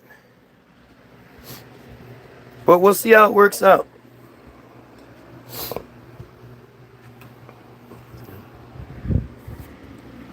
Are we paying for a big percentage of this? And I mean cash money. I've always felt false flag operation to begin. Yeah, of course it is. Of course it is. It's all bullshit. That's why you keep getting double narratives. That's why you have Taco fucking Trump says one thing and then by Tuesday he fucking reneges on whatever it is. It's all just bullshit to keep us distracted. You guys need to understand the ICE fucking detainment centers are going up all over the United States. I know of one near me. It's terrifying. A good 10 miles away, right by the airport actually. Right by the airport and by the Amazon distribution plant in Romulus. I've noticed them building it for a couple of years now and been wondering, like, what the fuck is it? Because it looks like just a huge, once you put it out, a detention facility. That's what it looks like. And it's humongous. I mean, they're going to do it. They have not been preparing all of this time to not do the thing. They're going to do the thing. We just have to hopefully step up and stop it before it happens.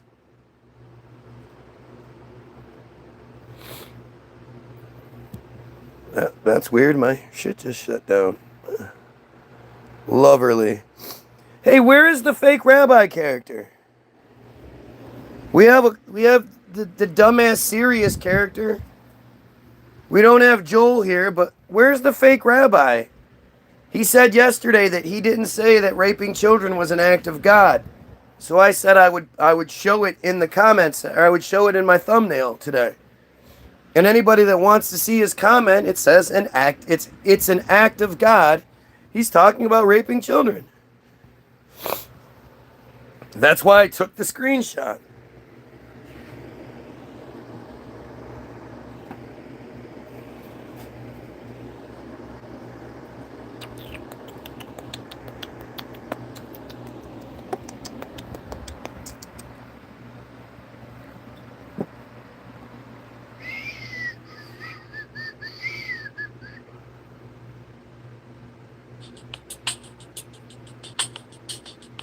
That's where the poop comes from. Not saying that a nice once grows, but This is one of my favorite songs, actually. 7 people, LOL, right. Because if I had like 100-something people, then I could be like, look how censored I am. But when I have the same amount of viewers and likes, and I have 2,600 plus following, this isn't an example of censorship. This is just nobody likes me except these dumb friars that hang out on my shit all day long crying about what I'm saying. Right? Yep. Censorship is when you have lots of people, not when you should have lots of people. But you're always going to have the shit talkers who aren't like, yeah, you're right, we should kill pedos. They're going to shit talk.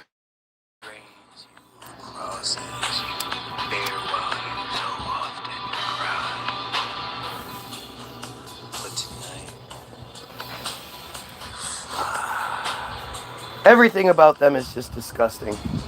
That's why they don't ever tell you good things. I've been doing this for such a long time, and I haven't had a single one be like, what are you talking about?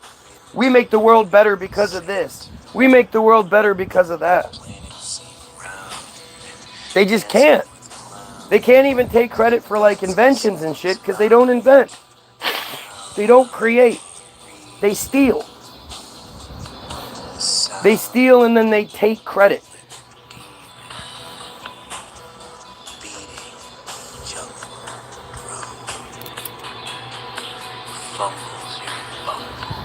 Now you have the friar using white supremacist narrative, but changing it up a little bit. The 14 words, or whatever the fuck it is. Friars are disgusting, man. They're just disgusting. I mean, they only make up 2% of the U.S. They only make up 0.183% of the world. This should not be difficult.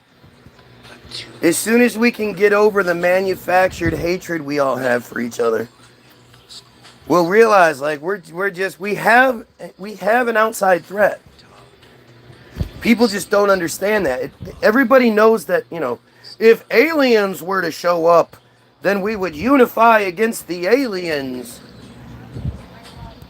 They already have shown up. These are mutants. These mutant monsters have shown up with their micro penises. Look at them. Did they even look like us? They look like fucking trolls, man. Look at any video out of Israel or out of Palestine that shows these, you know, these monsters approaching somebody, and it'll be males from all ages.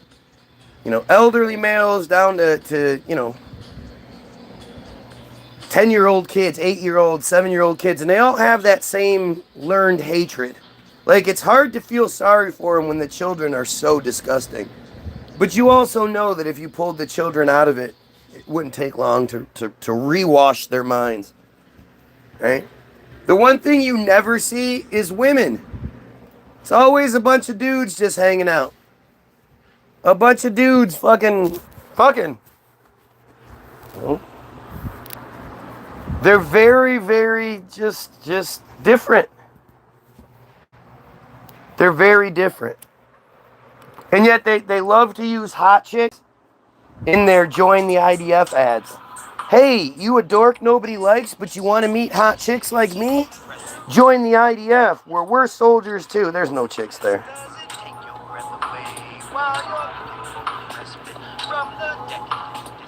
I love how they pretend that 3 hot chicks are who are behind Rise Up. They just created these narratives, but they fucked up when they did the biographies. And you could see that they did a copy and paste. It wasn't like somebody wrote it out. This is interesting, man. There's so many of these little things that if you just kind of look at it, you go like, wow, that's fucking crazy. Right?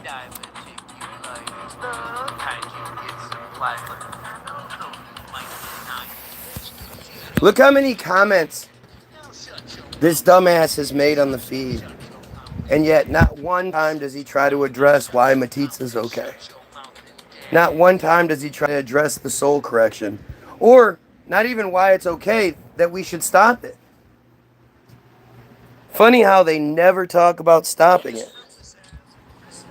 They never talk about how do we end, the 3 years in one day shit. How do we end the becoming legal adults to fuck and marry. They're not legal to drive. They're not legal to vote. They're not legal to live on their own. But an adult male is allowed to fuck them once they turn 13. 12 in some communities. In communities like Sirius, where he's an ultra-Orthodox, their bat mitzvahs happen at 12. 13 for the boys, 12 for the girls. So they're even earlier, where they're arranging these marriages. I mean, again, let's look up Lev Tahor.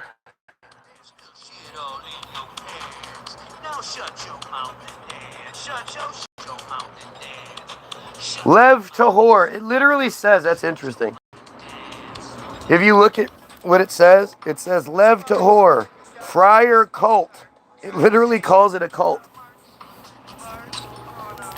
Lev Tahor is an ultra-Orthodox, just like fucking Sirius's bitch ass. He's acknowledged himself to be an ultra-Orthodox multiple times now. Ultra-Orthodox friar sect, often characterized as a cult, founded in Israel by Shlomo Hellbrands in 1988. How does something formed in 1988 have legitimacy?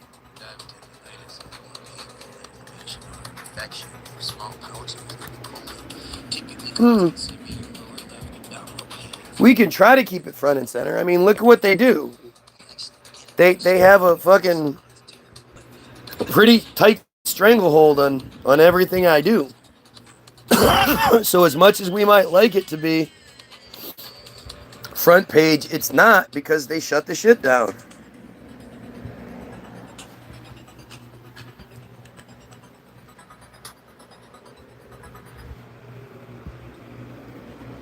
Whether it's gasoline. Lag Ba'omer. No, I haven't. Sometimes Let's see. damage can lead to something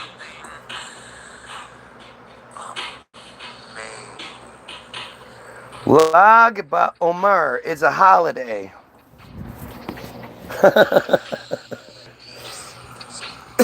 This is how it starts out. Lag Ba'omer, Baomer. It gives you the Hebrew pronunciation, then it gives you the phonetic Lag Ba'omer. Then it says that the translation is the 33rd day in Omer. The very first thing is the 33 thrown in there.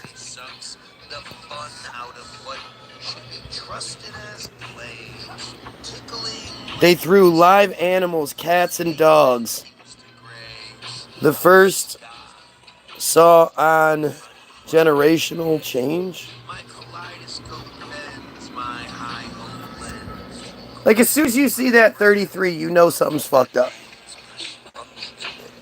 Is a friar religious holiday celebrated on the 33rd day of the counting of Omer, which occurs on the 18th day of the Hebrew month Iyar. Huge bonfire, just like he said. According to Rishonim, who gives a fuck? The plague that killed 2,400 of Rabbi Avika's students ended on Lag Ba'omer. For some communities, the mourning period of the counting of Omer thus concludes on Lag Ba'omer. The Hilula of Rabbi Shimon Bar Yochi is held on Lag Ba'omer to mark the anniversary of his death. Pedophile. According to late medieval tradition, Pilgrimages are made to the burial place of that douchebag in Meron on this day. The holiday also serves to commemorate the bar who gives a fuck against the Roman people. Etymology. The letter lam or L has numerical value of 30, and gimel or G has a numerical value of 3. The vowel sound is conventionally added for pronunciation purposes. Some friars call this holiday Lag Le Omer,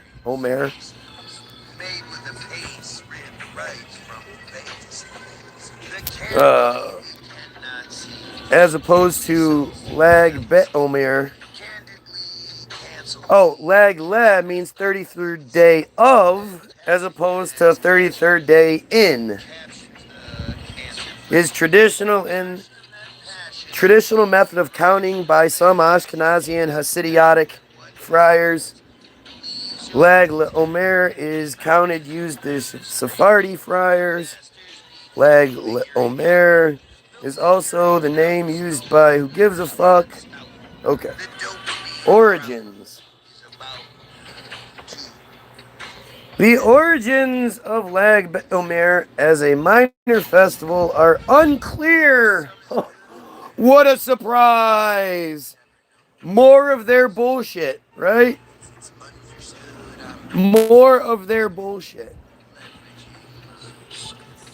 Their shit starts, from what I can tell, in the early to mid 1800s. But even then, I don't know what I think of the early to mid 1800s. To me, from what I can tell, the early to mid 1800s was a utopia, and we've gone downhill since. Yes, this is the best. The rest are impressed with. Listen to this. My chest feels like The earliest reference to the observance of Lag Omer is the gloss to who gives a fuck, doesn't actually give you an actual day. The gloss points out that Purim and Lag BaOmer always fell in the same day of the week, but says nothing about the origin of the holiday. A bunch of dumb fucking awful throat-hurting names. Like, show me an uglier language than theirs. Every time I start coughing and choking on a big hit, it sounds like I'm speaking fucking Hebrew.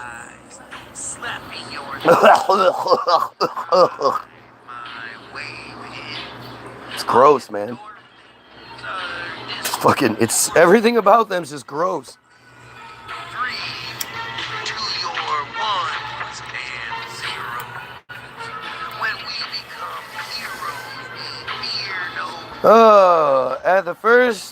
The first in a day on which the plague affecting Rabbi Avika's students ended.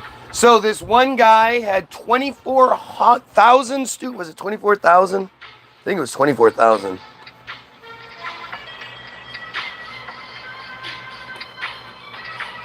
some is good and more is better, you never know. It happens in May, so it has a lot to do with their, it's Passover, same thing. And it has a lot to do with killing Palestinians. Yeah, 24,000 students were killed. This one guy had 24,000 students, and only they got some specific plague. What about all the rest of the people around there? Nobody else got this plague? Well, Hebrew was invented in the late 1800s, early 1900s, by a guy called Eliezer Ben Yehuda. So, yeah, why would anybody need another language? They had Yiddish already, so why would they need to make Hebrew as well? And if Hebrew is supposedly this ancient language, well, then it wouldn't have needed to be revived in the late 1800s, early 1900s. But Eliezer Ben Yehuda is the guy who invented it. And it's basically It's interesting because if you just take a Hebrew sentence and you put a mirror up to it, it turns into Aramaic. For the most part. They just hijacked it. You know, and then they came up with the narratives. It's so old, it's so this, it's so that. It's not.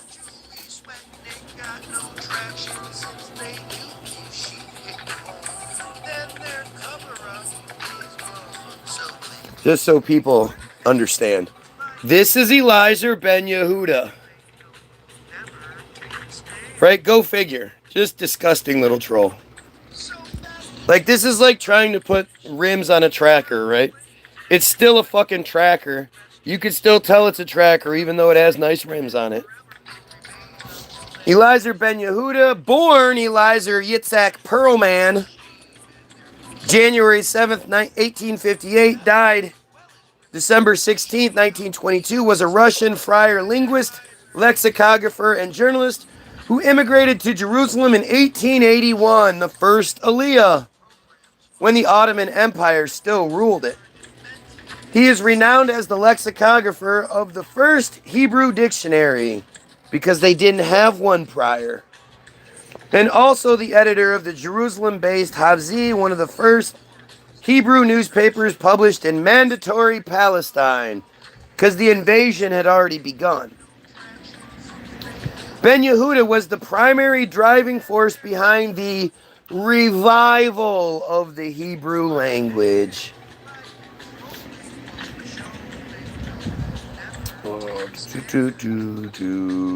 What the fuck? Did they change this shit up?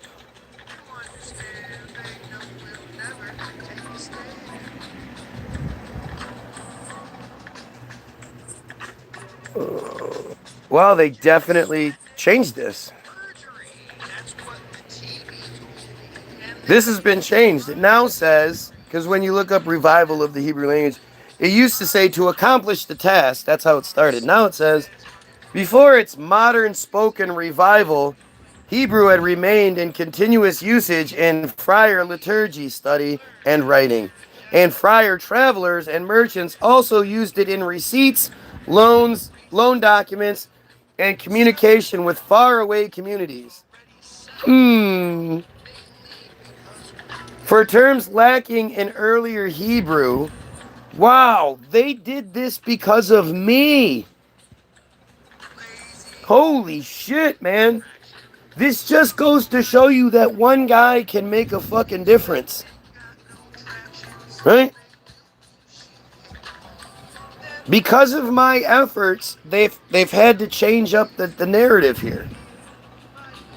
For terms lacking in earlier Hebrew, Ben Yehuda insisted with the Committee of Hebrew Language that, this is where it used to start. It said, to accomplish the task, Ben Yehuda insisted with the Committee of the Hebrew Language that they added that whole first thing.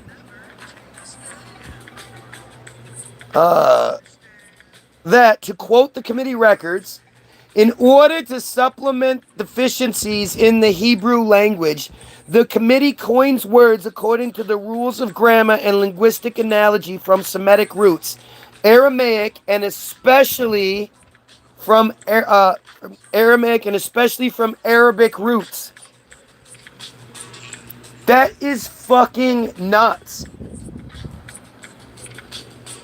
Ben Yehuda raised his son Ben Zion, meaning son of Zion, entirely in Hebrew. He did not allow his son to be exposed to other languages during childhood. He even berated his wife for singing a Russian lullaby. Sounds like he's a really good guy.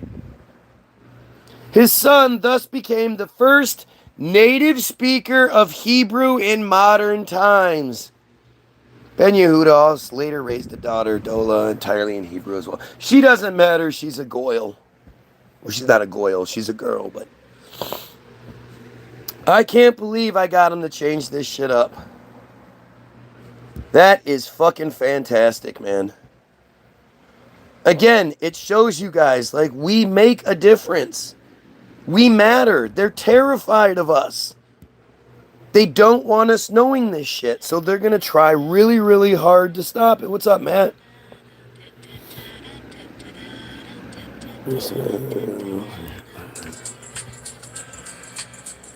They do that language thing still. Remember, I wouldn't be using. If I was a dude, I wouldn't be using talk to text on a video where a dude is talking.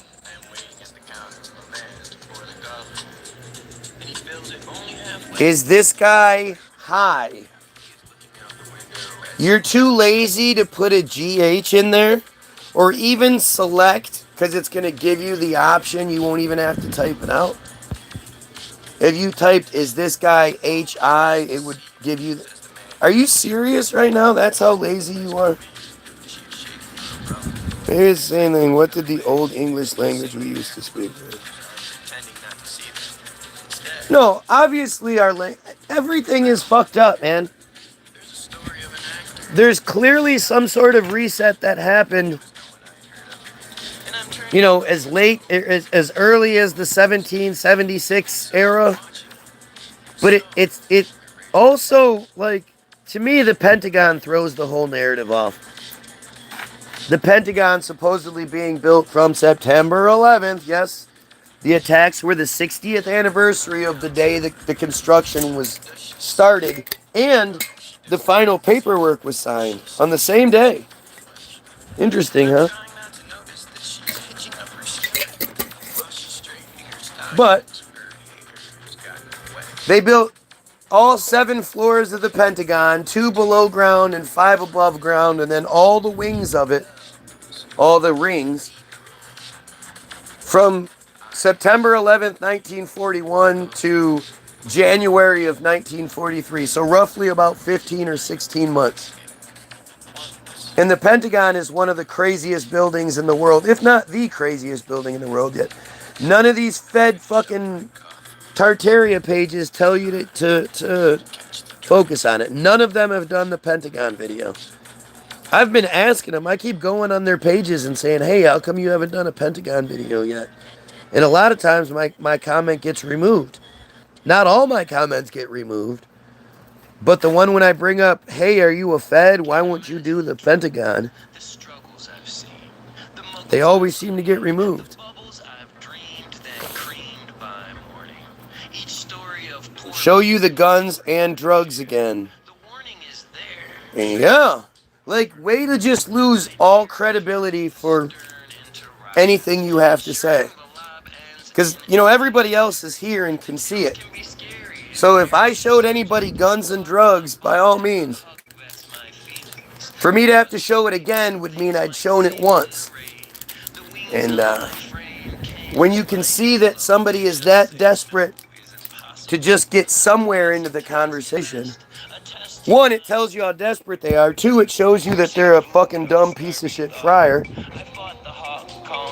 But 3, I mean, again, they lose all credibility. There's no sense in, like, it's amazing that the inbreeding has them so consistently stupid. But that would be like going to visit the Whitakers and you know, expecting one of them to start fucking breaking out a chalkboard with some complex fucking, you know, physics equations and shit. No, you're gonna get Ray, and Ray's gonna bark at you over and over again, because that's what the fuck Ray does. You're the idiot if you're expecting intelligence to come out of Ray. And that's basically what we're dealing with here. My foot's in my mouth. I shout, but doubt is all that comes out. Standing stout against the drag. Adderall makes you fast. Yes, anything that they can try to come up with, they're going to. Anything. They're desperate. This desperation makes people do desperate shit. Excuse me, my duties. Up them both. Ugh. Chills up your spine. The lines that rhyme find their way through. It's time to remove the excuse they are holy. Oh, now you're deleting your comments too? Why, are you stupid? My cake will be had and gladly enjoyed. Oh, now you're talking about me raping your little, like, see what I mean? Like, what kind of nasty weirdo shit is that? Right? Like, this is how they operate, and they're desperate again because they know me pointing out their pedophile nature is detrimental to their thing, and because they've tried everything else and it doesn't work, they're like, well, maybe if we use what he says that works against us so well on him, it'll work. But it doesn't. The best thing about me, I'm free. The majority of you would be more surprised if I got caught up in something like that than just about anybody else. You'd be shocked. They all believe they steal an impression. And yet this is the desperation they have because, again, what's he going to do? Make metzitzia sound okay? What's he going to do? Make the Talmud sound like a good book? Is he going to debunk anything I have to say? No.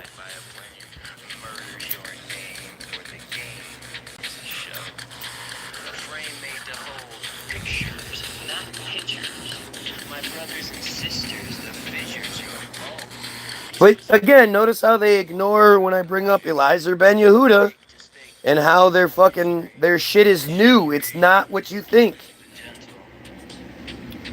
Would they get Robin Williams to pretend to be this guy or something? Doesn't it look like Robin Williams?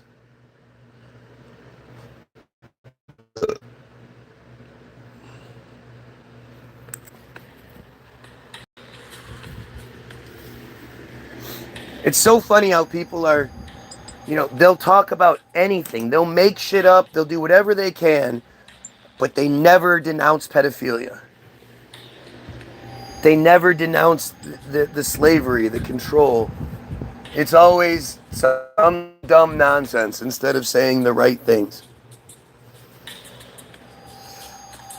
Nothing degenerated. They can't degenerate. This is how they started. They were never better than this. They're inbred. Have you seen what the fuck these things look like?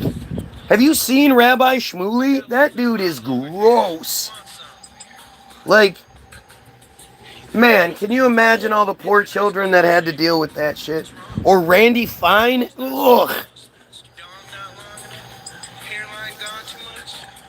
And in my mind, if you support pedophilia, you're a pedophile. Nobody but pedophiles supports pedophilia. And the fucked up part is the majority of you watched or participated in pedophilia against your own child or children.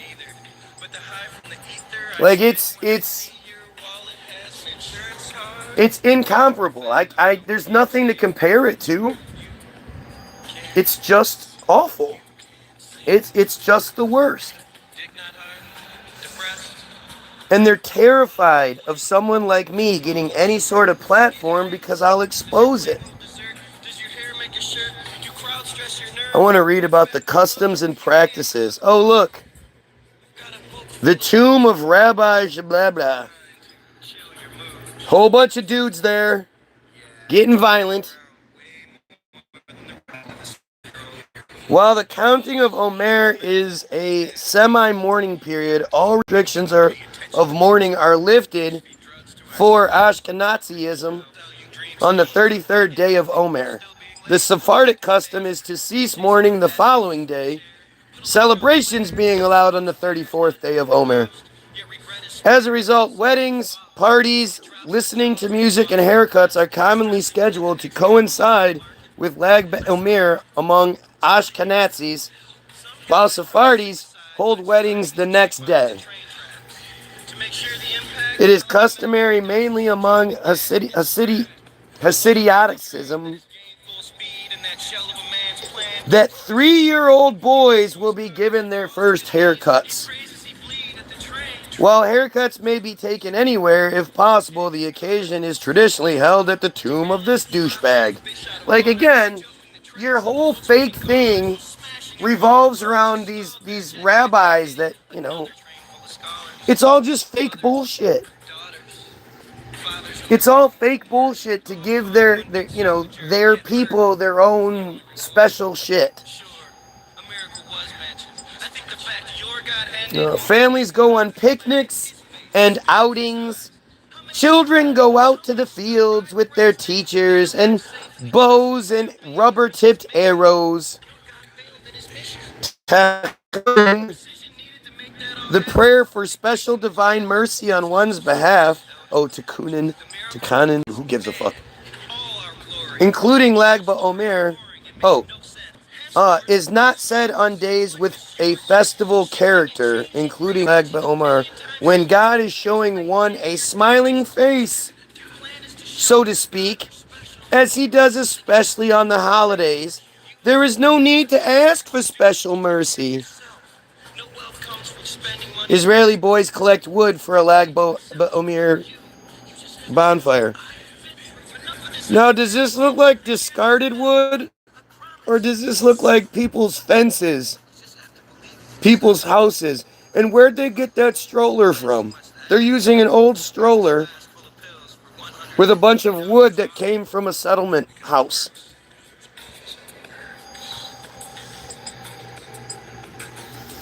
The most widespread custom of Lag BaOmer is the lighting of bonfires, a practice that some Israelis object to because they say that the fires burning until late at night increases air pollution.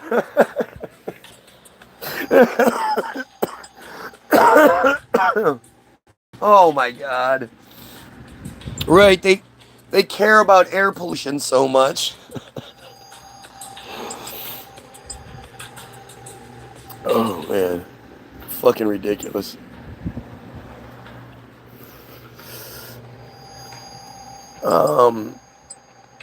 Oh yeah, it's absolutely lonely not being a dumbass. It's so hard because your average everyday person is such a dumbass.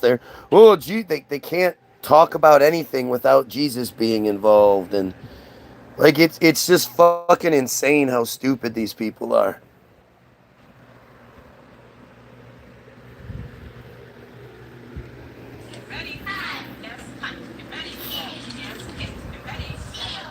To find other people that are brave enough to speak out, to find other people that aren't fucking cowards about calling out religious fucking pedophilia. Yeah, it's lonely as shit. One explanation is that bonfires symbolize the spiritual light brought into the world by that douchebag. Some draw a connection between the bonfires of Lag BaOmer and the festivals of May Day and Beltane, celebrated in some European countries between the spring equinox and summer solstice on May 1st. Wow, stolen holidays, go figure.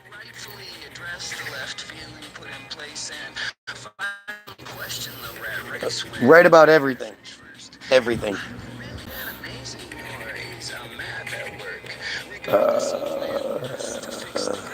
In Germany, men go out in the woods to shoot arrows at demons on May Day, similar to how the bow and arrow is used on Lag BaOmer. Right, again, they just steal everything. They don't create, they steal.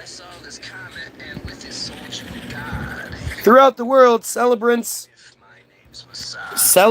go gather on the night and during the day of Lag BaOmer to light fires.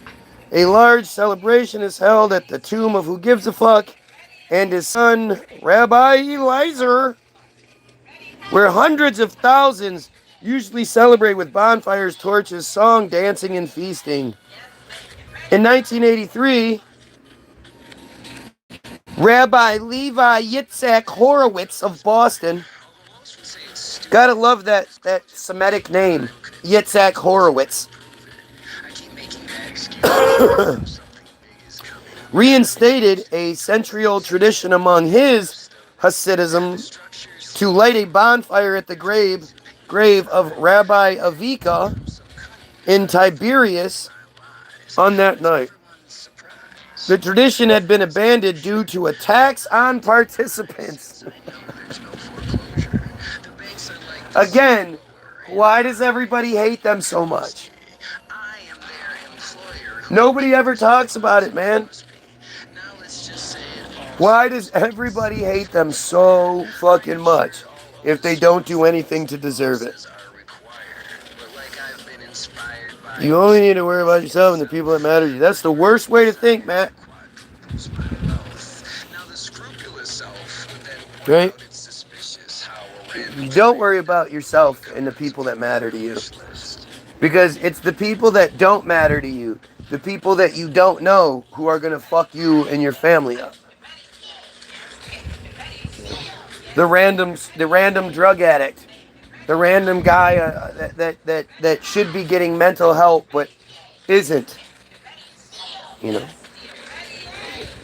like I always say, I practice true selfishness, and that the reason that motivates me more than anything is so that first and foremost, myself, my wife and my children and their children and their children and their children live the happiest, healthiest, safest lives they can live.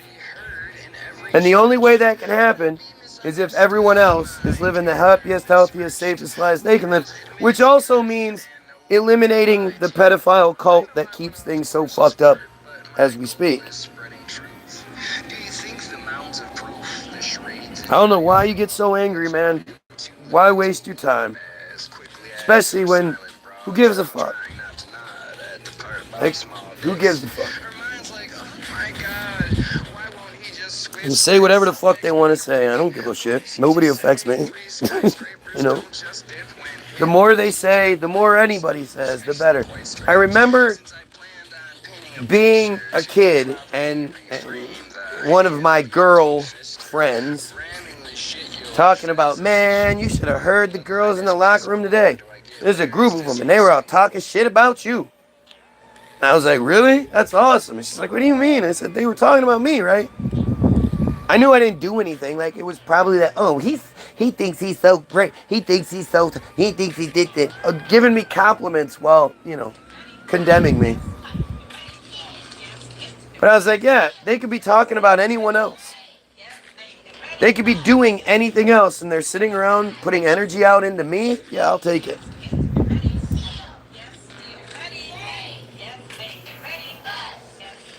The tradition had been because of attacks. After the bonfire, the Rebbe, delivering a Dvar Torah, gave blessings and distributed Shirayim. Later that same night, the Rebbe cut the hair of 3-year-old boys for their upshurn. It's so fucking weird. Like, I just don't know how you don't see it as, like, crazy ritual cult bullshit. It's ritualistic cult behavior.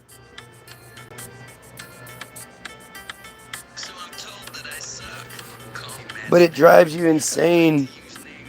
Or decides everybody's just not on the. No, it doesn't drive you insane. I mean, what's more insane? Sitting here worrying because, you know, the devil this. Like, nothing is crazier than religion. And for me, like, where you have guys like Algo who are all depopulation, this and that, and all the people at the end, like, if I literally sat here and thought that the world was about to end, and I was relying on Christianity to help me through it, that'd be terrifying. Because Christianity does nothing but let you down. But, you know, anything can do it. I think seeing things like this relieves you of a lot of that. Because you sit there and you look and you go, most of that shit's fake. Whereas most of the time, getting all upset or worried about something, I'm like, yeah, it'll be fine. It'll go away. The shit that does freak me out more than anything are the things like, you know, the data centers thing is pretty scary. And you know, knowing the whole kosher thing, but not knowing how to go about only eating kosher. Like, that drives me nuts. I really, like, all of you, if you have the opportunity, you should only eat kosher food. If they eat it, then you know it's safer than what they feed us. But when you really look into kosher, especially kosher meat, you understand just how fucked up it all is. Right? Kosher meat, they inspect every animal, every time they kill it like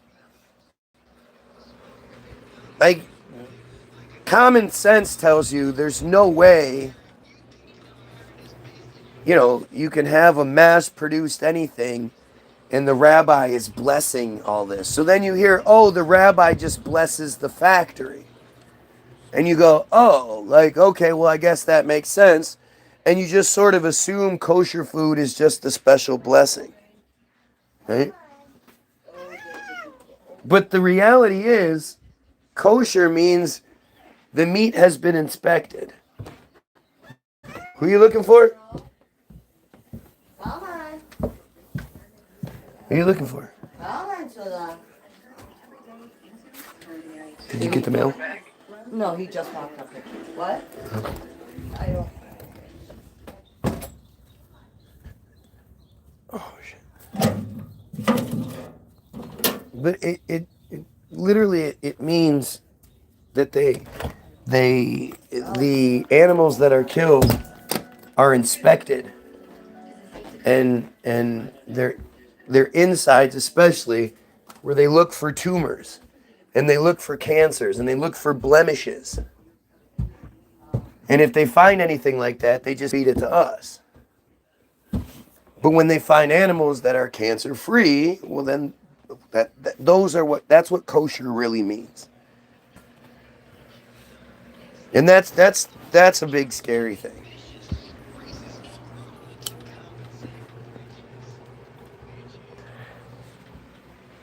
But the thing about everything else, all the other belief structures, like I say, my shit is positive.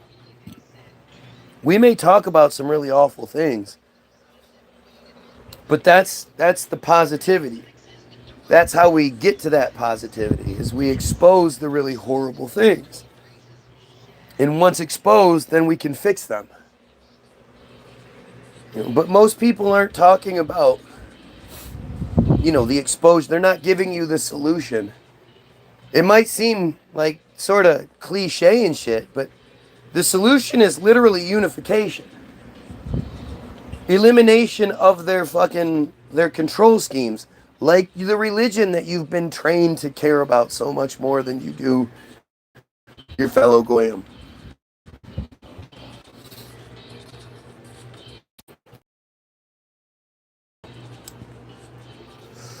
Make a or anything, but we know who the president is now. You're not making a pun.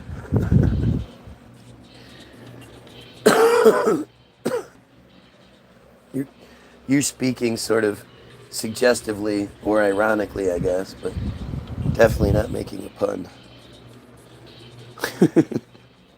Yeah, don't set yourself up like that, man.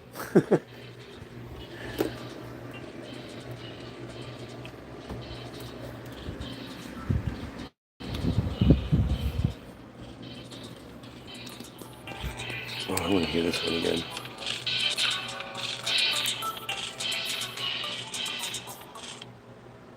It's one of my favorites.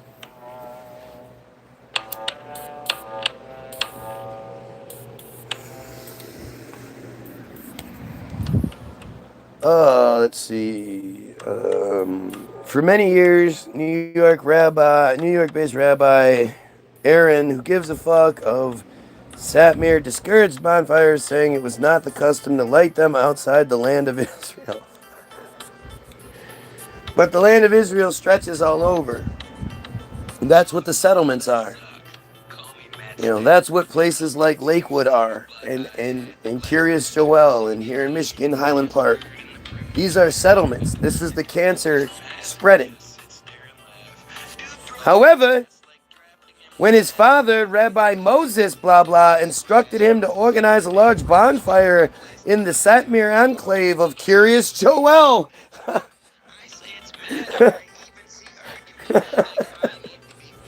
Oh, God, man. Either I'm getting too good at this or it's just too easy. Tens of thousands turned up. Tens of thousands.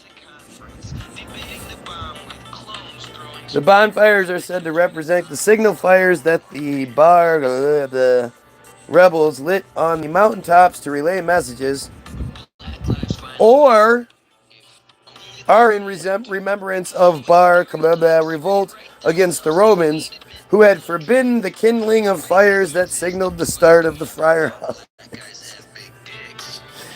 It's one of the two. But we celebrate it. Who gives a fuck?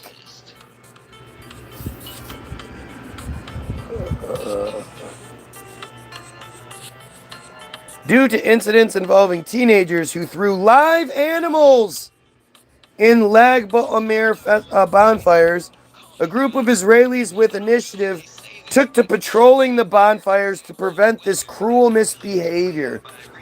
Wow! It was so common. It was such a big practice. One, that they even had to mention it. But two, like, what is wrong with their youth? Like, whenever they do, like, profiles on psychopaths, on serial killers and shit, turns out when they were younger, they used to hurt animals. Right? Lots of those kids had an obsession with hurting and killing animals from a young age. I never did. One time I was out back at my grandmother's house playing with a BB gun. And this big fat ass grasshopper was jumping around. And I don't know what I was thinking, but I was like, I'm going to see if I can shoot it. And I got real close and I shot it. And as soon as I did, and I saw what the BB did to it, I felt so bad. I felt bad having killed a grasshopper. A fucking grasshopper. The things that you used to drive around in rural areas and would be all over your car by the end of it, that doesn't happen anymore.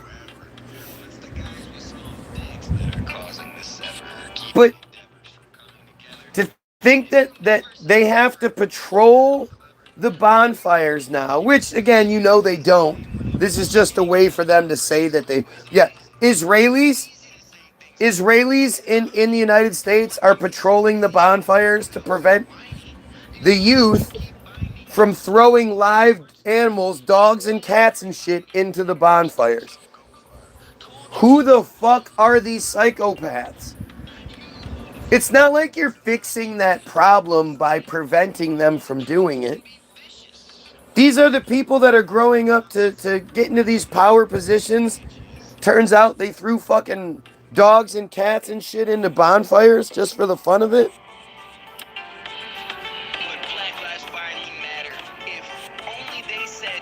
Dude.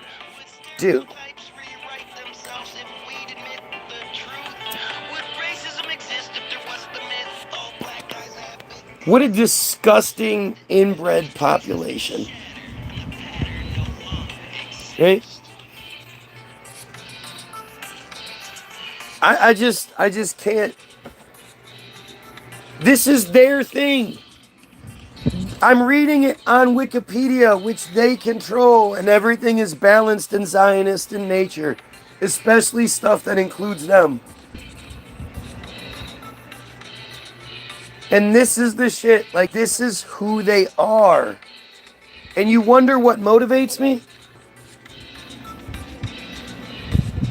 That these same people would be lawmakers? It happens in Curious Joel. Do you see the government of Curious Joel? You see how they just when people talk, like the president will just sit there. He won't even during meetings and community meetings and shit. As soon as the president or the highest ranking people there are done talking, they get on their phones. They don't give the people speaking any sort of respect. A custom of playing with bows and arrows developed from the Midrash about the rainbow, according to which no rainbows were seen during Bar Yoshi's lifetime, as his merit protected the world. No rainbows were seen.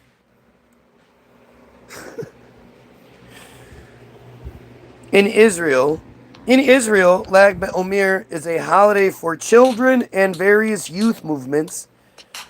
It is also marked in the IDF as a week of Gadna program youth brigades, which were established in Lag BaOmer in 1941. Wait, how could that have happened if Israel wasn't established until 1948? And which bear an emblem of a bow and arrow. The Lubavitcher Rebbe, Rabbi Menachem Mendel Schneerson, who was a piece of shit himself, encouraged the Lag BaOmer parades to be held in friar communities around the world as a demonstration of friar unity and pride. Shabbat sponsors parades as well as rabbis, bonfires and barbecues for thousands of participants around the world each year. Several traditional songs, I don't give a fuck. Most Hasidic rabbis conduct a tish in addition to or instead of a bonfire. A full meal is usually served and candles are lit.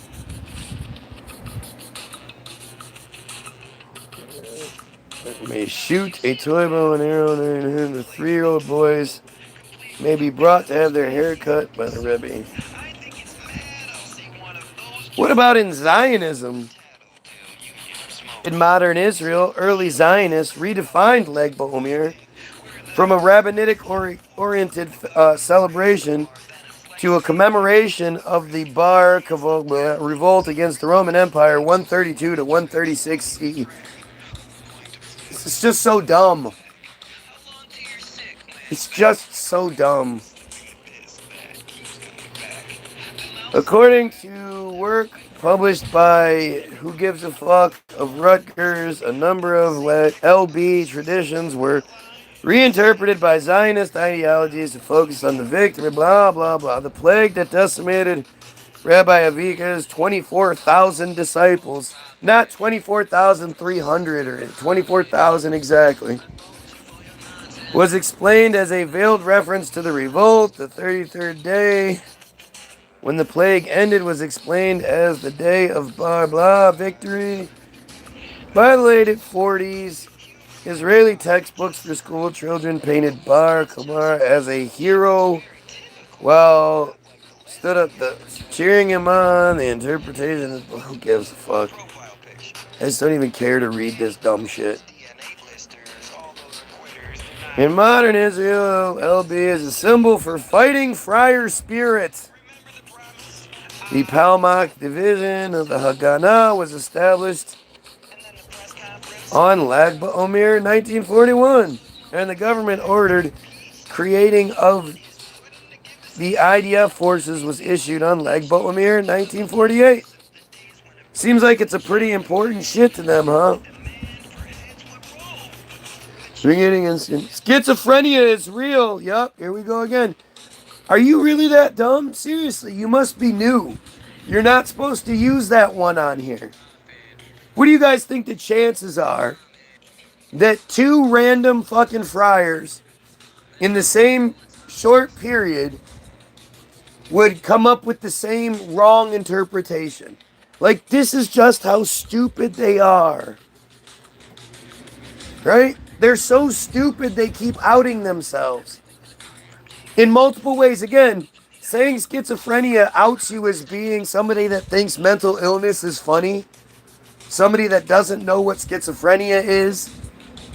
You know, somebody that's really desperate and can't actually come up with any reasonable things, reasonable arguments. Oh, here we go. We have Joe the pedophile here.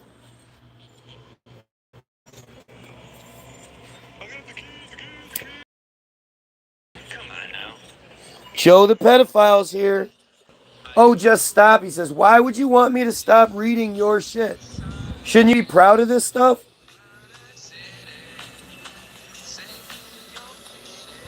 And beginning in 2004, the Israeli government designated LB as the day for saluting the IDF reserves.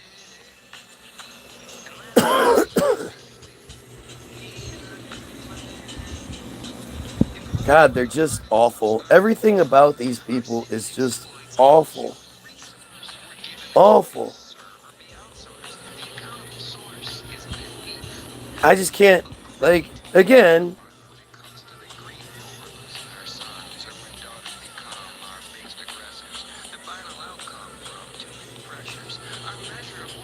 It's just fucking nuts, man. It's fucking nuts.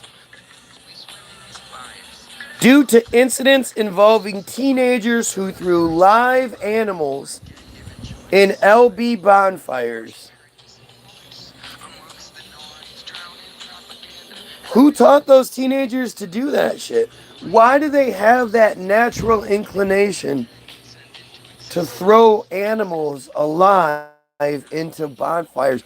I have been around thousands of bonfires in my life. Literally, thousands. I've never thought, I wonder what would happen if I threw a live animal in there. I've thrown, closed cans of beer, bottles of beer in bonfires like an idiot. Yeah, we've done that one. I've burned every material you can imagine. Not once did I ever think, I wonder what would happen if I threw a live animal in there. That's how disgusting these fucking creatures are. This guy thinks it's a good thing. I offered him money to come to Israel, but he was too much of a coward, didn't want to be proved wrong. So the only way you could prove me wrong is if I come to a disgusting, smelly, racist, supremacist place where my life would be in danger. You can't actually prove me wrong in any sort of debate like normal people. I would need to take a trip. You're bribing me to put my life on the line, to go to a place I would to be around a bunch of people I want nothing to do with. I advocate for their elimination, and yet, yeah, I should have been like, okay, random fucking dumbass stalker from YouTube. What airport should I go to? You're gonna pay me, right?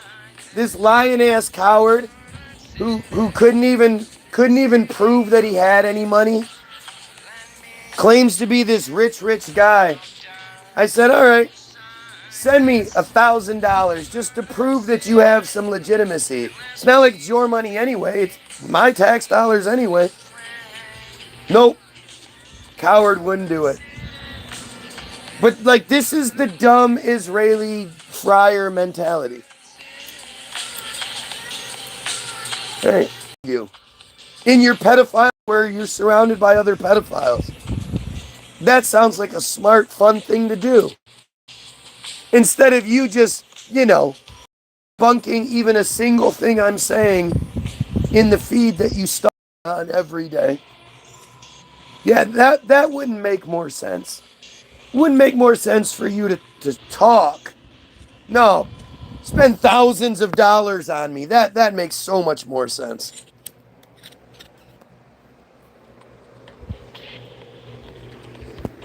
Fucking psychopaths, man. Psychopaths.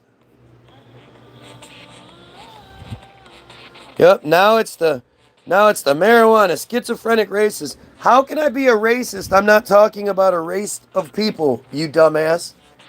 I'm talking about a pedophile cult, of which I say repeatedly, saving the Jewish children is the most important thing we as society can do.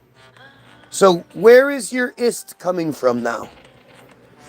And of course, the schizophrenia thing, because obviously I'm talking to voices in my head, right? And I'm paranoid that they're coming to get me. That's what it is. These friars are just dumb. Like, you have to imagine, this guy isn't on any sort of, pressure. He's not on a timeline. He can respond how and whenever he wants to. He can sit there and come up with the best possible response and then put me like, oh, you're wrong about this. This is why. Da-da-da-da-da. If there's some great argument he has that I guess he's waiting to use until I say the key words, and then he's going to spring it on me. Until then, he's going to be stupid. But this guy, all he has to do is think about the right thing, type it out, make sure it's spelled right, and then he'll win. And instead, this is the dumbass he comes up with. Like, it's amazing. Yeah, you're schizophrenic. You think we should kill pedophiles and overthrow these disgusting friars. That makes you schizophrenic. Right? Psychosis?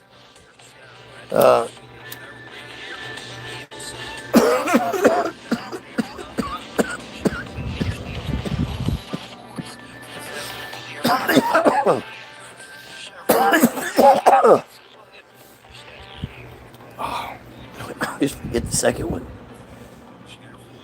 Gotta do it. Sorry.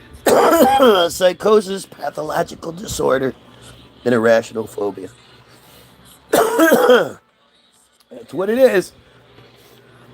If you think it's it's disgusting,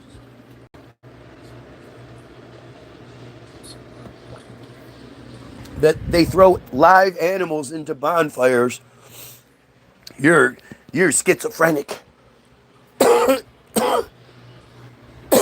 You're schizophrenic. Karen, what's up?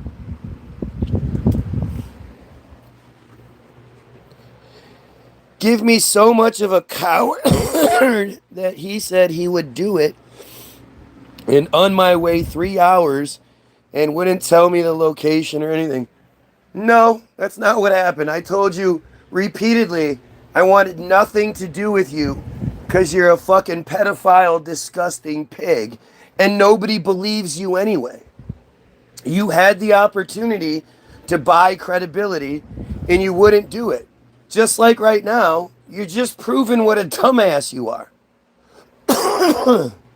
Again, who's going to pay money? Who's going to drive 3 hours?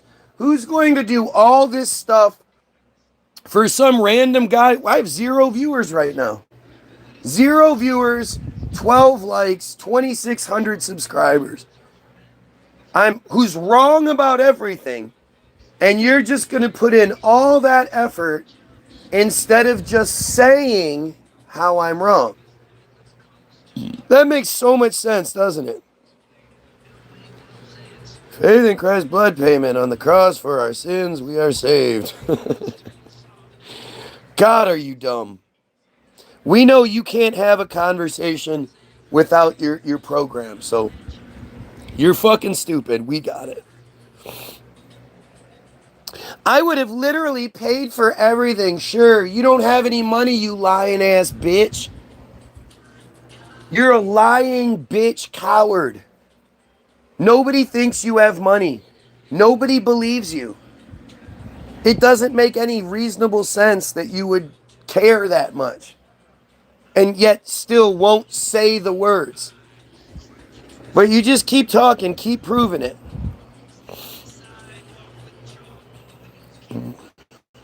Well, crazier things than happened. There's a crackhead raccoon, yeah. Crazier things have happened. You guys are fucking pedophiles. What you guys do to your own children is crazier than anything I've ever even considered.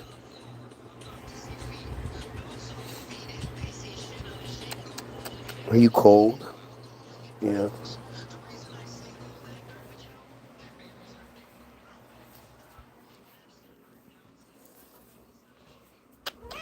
Yeah, I know.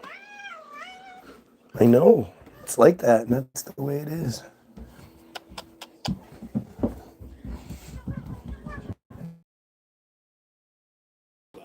Where are you?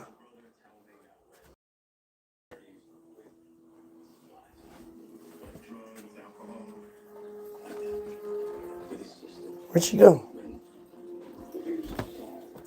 She outside?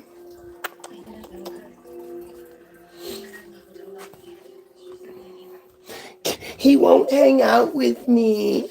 Why won't he hang out with me? Chubby! What's that? Hot dog and a hammer. Chubby! He's cold. He needs you.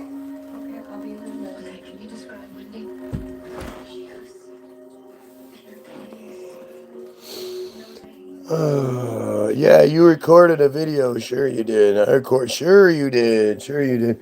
But you won't record the Guy Williams Sucks video. He won't record a video called Guy Williams Sucks so it can be searched out and we can prove that he is who he is. He won't do anything that gains him any sort of credibility, while also acknowledging that he's a fucking pedophile. He thinks that metzitzia, he said, I admit it might be a little weird, but since nobody's getting hurt, it's not a big deal. He thinks that adult men cutting and then sucking on a baby's junk doesn't hurt anybody. Like, do you understand how sick somebody has to be? Ready-made fan club. Fanatics. Yes, absolute fanatics. Who pretend like they have money. Who pretend like they do lots of things, but as soon as you give them a way to prove it, they sure do lose their steam, don't they? What? What? This dumbass is quoting Bible messages because literally he can't think for himself. So I don't even, like these dumb Bible passages, how do they even come close to, like, matching the conversation? It's just so stupid. I just can't imagine being like that weak-minded of a person. Right? Like, I need some Jewish fairy tale to tell me how to live my life. Like, that's fucking crazy. Spaghetti the kitten, yes. Cutest cat in the world.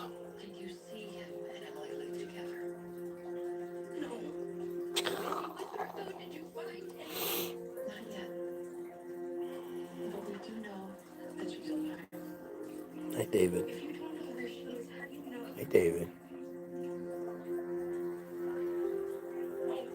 I wish my cat's name wasn't David. Kids named him Dave after that stupid octopus guy from the Penguins movie. I think that's where they got it from. But I would have put the kibosh on it if it was today. We're not going to name our kid something Fryer, that's for damn sure. David. Oh, David. Oh, David.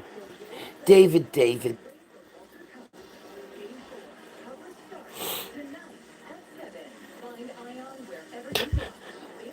Yeah, he's not explaining anything. He's just spouting off some dumb nonsense.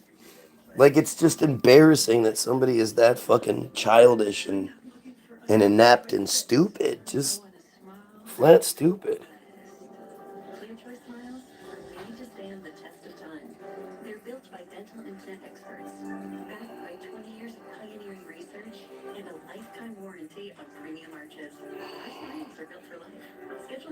Consultation today. You can find all your appliance answers. Reliable, innovative features. Get an exclusive fridge with 3 size devices. Oh, I bet you'll make a video. You could stop this feed right now, make a real quick Guy Williams Sucks video where all you're doing is talking like I am. What does he need now? He just was cold upstairs, so probably needed some snuggle time. What does he need now? Ugh. Blinded by Satan. Yeah. Yeah, that's what it is. It's funny how whenever you're too smart for them, they say, you can't be a normal human being who's smarter than me you must have supernatural abilities. There must be a supernatural presence. You're so much my superior because you don't need a book to tell you how to think, that you must have supernatural interference. I can't explain it any other way. They do it all the time, and they're so stupid they don't realize that's what they're saying. This channel should clearly be reported to the authorities. He's a danger to himself and others. Can you give an example of that?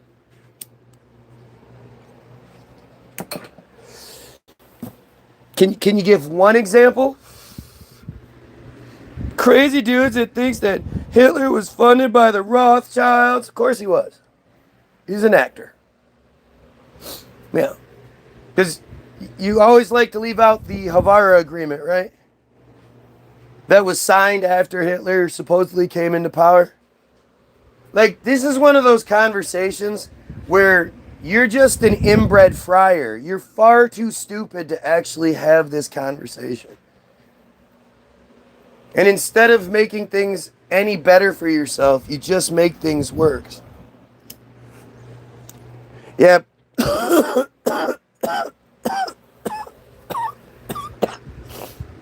Pretty big time mic drop moment, huh?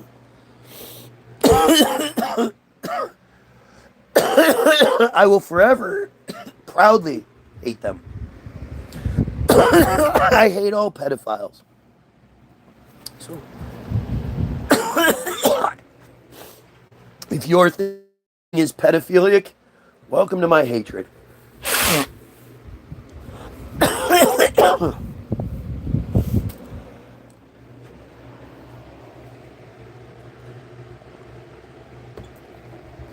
But, you know, I'm sure there are a bunch of you who might not know what I'm talking about. So, yet again, we go to the Havara Agreement, Havara, that way you'd never actually find it. Havara Agreement, or Transfer Agreement, was an agreement between, now, let me preface this by saying, when I was in school, people my age, or, you know, maybe like 8 years, like if you're like 40 and over, you probably experienced something similar. Maybe not even. You know, it's probably only a few more years. We're 97, so by 2000, you know, the computers were pretty standard throughout the school, and once we had the ability to double check and fact check the teacher's narrative, they stopped pushing this. But back in analog society, we would have a month-long history lesson every single year dedicated to World War II, the Holocaust, how we owe them, their victims, their all this. And this was every year, an entire month-long lesson plan. So by the end of your school journey, you knew that shit inside and out. Ouch. And I know that a lot of the names and things that I'm about to talk about weren't things that I ever heard come up. And not that I paid attention to everything that was said, but when you have multiple years of the same thing, you pick up the majority of it. And the Havara Agreement itself, like by itself, destroys the entire Holocaust narrative that we're told. The victim narrative, they need to have Israel in 48 to pay for what the suffering and the 6 million and the yada yada yada bullshit. The 6 million thing, even though Hitler came to power in 33 or 33, gotta be 33, what am I thinking? The supposed Holocaust, which actually means a burnt offering in Yiddish. That's where the term comes from. Holocaust means burnt offering in Yiddish. Weird, huh? Weird, huh? Isn't that weird, huh? Isn't that weird? What a weird coincidence, huh? But the Havara Agreement completely destroys the entire narrative. Because again, like I was saying, the Holocaust part happened from 41 to 45. So in 4 years, like I said earlier, basically, if what they're saying is true, they were destroying 3 bodies every minute for 4 years straight. It would have to be that much every day. No days off, no holidays. In human bodies, you don't just like light a match and they go up in flames. You need pretty significant, you need chemical fire. You need an extremely hot fire to break humans down to the nothing that they say, right? And then they come through and break the bones up and just stupid shit. But you need significant heat to accomplish that. So not only do the records that the Nazis meticulously kept regarding their supplies not show anything close to achieving that, the straight up ridiculousness of 3 bodies every minute is insulting. You're not stupid enough to believe that.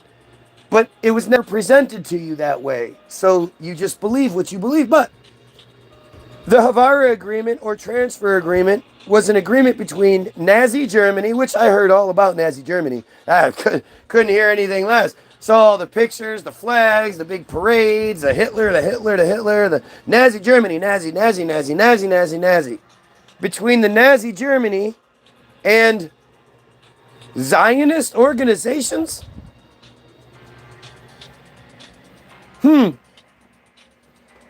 Did any of you growing up ever hear word one about Zionist organizations striking deals with the Nazis?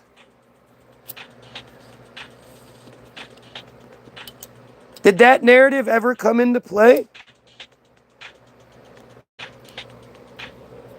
Maybe I just missed that one thing. Let's keep going, shall we?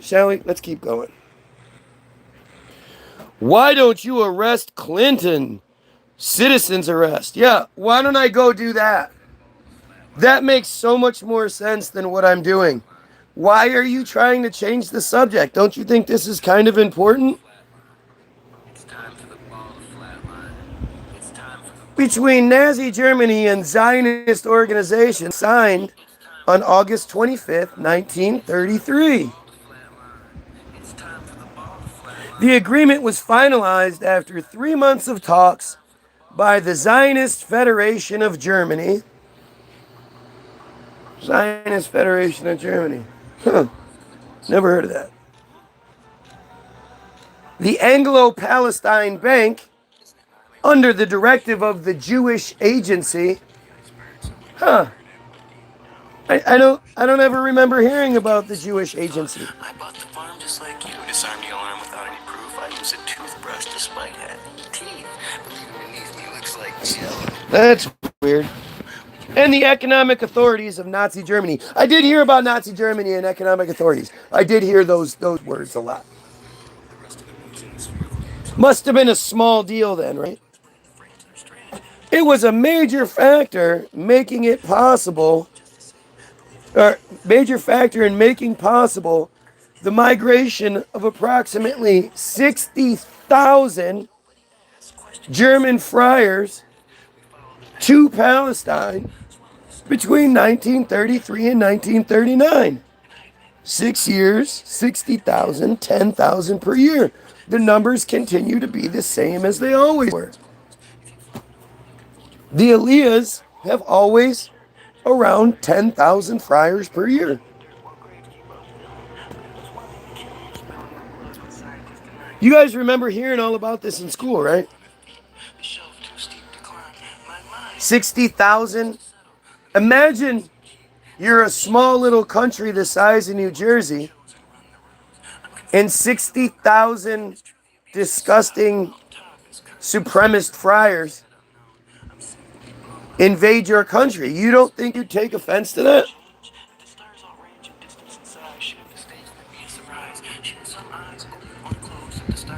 Interesting, huh? The agreement enabled friars fleeing persecution under the new Nazi regime.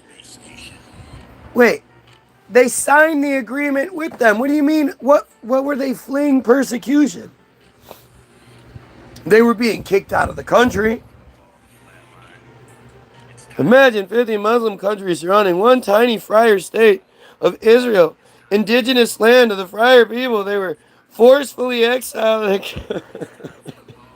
They were forcefully exiled 2,000 years ago, and it wasn't until the 1800s that they decided to move back.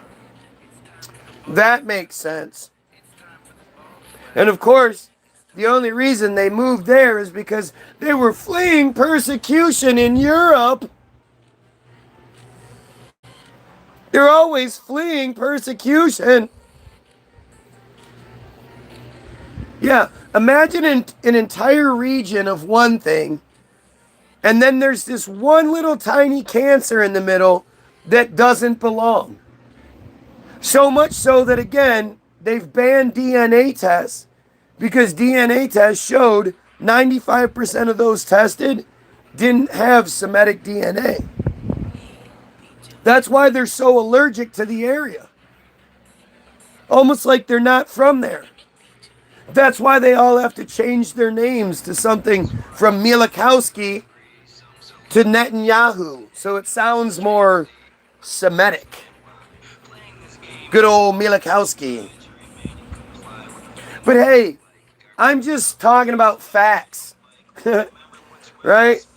I'm just talking about the facts that they tell us to know. We should listen to these random friars who come on here and cry and cry. Oh, we're so persecuted for no reason. All we do is help people and make the world a better place. But for some reason, everybody just hates us for doing it. That must be what it is, right? Oh, you're so persecuted. Oh, goodness. Why are they so persecuted? Notice how, again, they just completely jump past the Havara agreement. Right? They're not going to address what's being said, and instead they just cry. Now, you're so capable of addressing things. Imagine you have a small little country full of pedophiles who, I mean, if they're capable of doing to their own children what they do, imagine what they do to other children. They have a holiday each month or each year where they have to prevent the youth from throwing live animals into bonfires. Most of their holidays have to do with redemption because they're just so awful they constantly need to be redeemed. One of which is called Kaporat or Kaparat, I think it's Kaporat, where they transcend their sins onto a chicken, then kill it. And they used to think it was funny to donate the chickens to the poor Goyim and watch them eat the sin-filled chickens. But they swing the chickens around their head by the or over their head by the chicken's head to break the neck and shit. They're just disgusting, disgusting creatures. And that's what Bottom of Darkness is all about. It's all about redemption. It's Yom Kippur. Yom Kippur is again. So if you guys remember back last year on Yom Kippur, there was an attack in Britain, supposedly. Of course, you have to know that area of the world is under like 24/7 complete and total surveillance. So there should be a whole bunch of cameras videos showing exactly what they claim happened, but surprise, surprise, there are none. But the attack, of course, it's some random Muslim who, according to the report, drove his car into a group of people and then was trying to get into a building where they had the door locked. And then the police showed up, and there were only 3 casualties.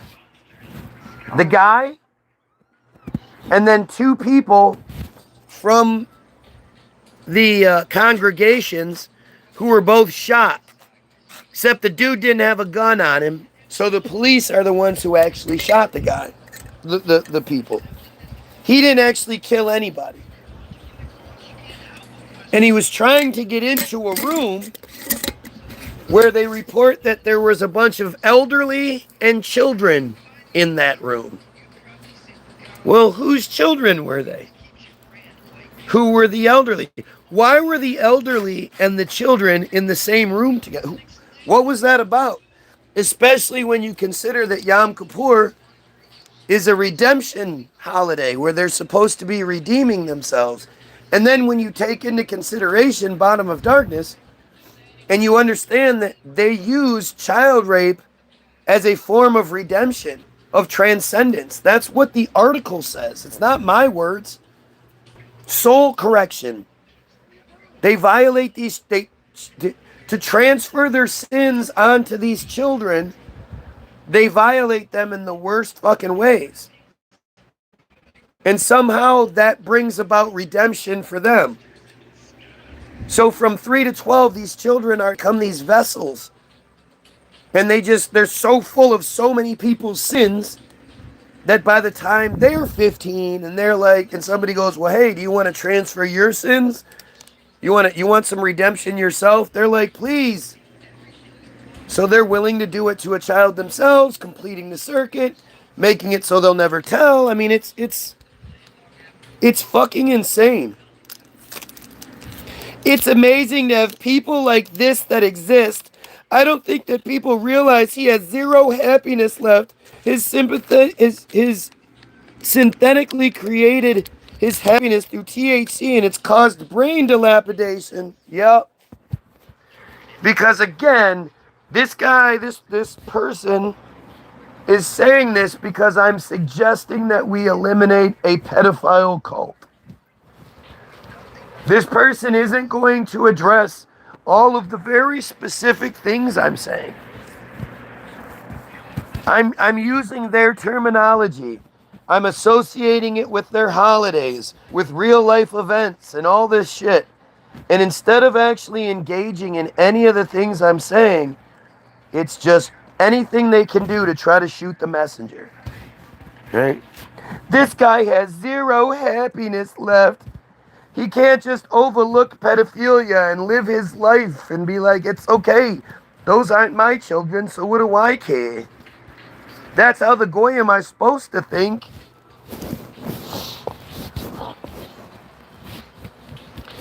Yeah, what part's bait? I don't understand I don't understand the idea of bait. Right?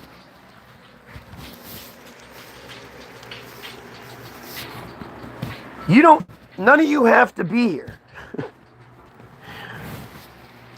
No. Nobody's telling you to bite the hook.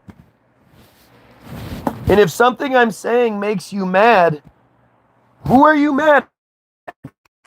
I'm talking about a pedophile cult that is doing horrible things to their... Oh, look, now he's yelling. Now he's yelling.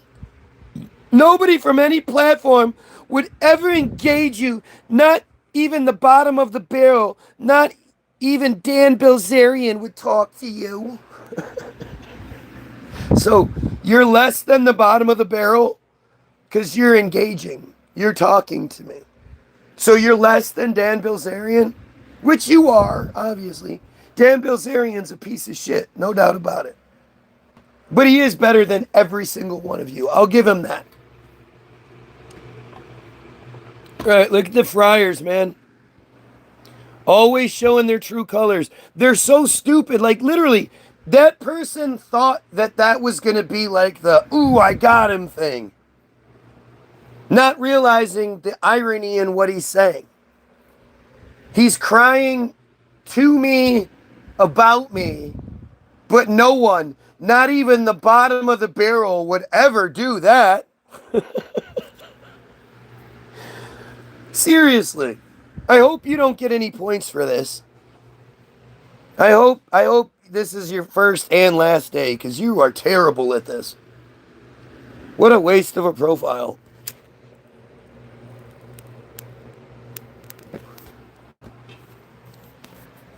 It's so embarrassing that such a stupid group can be the ones that are in charge. They are so fucking dumb. I hate that part. It's so embarrassing. It's like we're playing a game of Scrabble and I keep losing to fucking, third grader or some shit. I feel so embarrassed. These guys are just dumb as fuck. Not all of them, just like white people. No, every last one of them. You show me the one of them that's out here condemning metzitzia. That's out here condemning the Talmud. That's out here condemning the bar mitzvah, bat mitzvah, sale point. That's out here condemning soul correction. Show me. I'd love to see these good friars. It's like the good cops, right? Until I start seeing good cops arresting bad cops, I don't see any good cops. There's some that do their jobs well, better than others. But while they all sit there and watch as one of their own violates someone else, and they're the only ones that are capable of doing something without adding more charges to the thing, until you start showing me those videos, I'm going to say they're all bad cops. Until you start showing me the friars speaking out against their shit, not just this war bullshit, because you're seeing a lot of friars suddenly, saying something different. Now that they realize they're sort of losing, they had drank the Kool-Aid and thought that Israel and the United States were just going to walk all over shit. And that's not what's happening. And they're starting to go, hey, wait. We never said anything bad. We've just been living here in this occupied land and enjoying the benefits of it. But we don't support it. We don't condone it.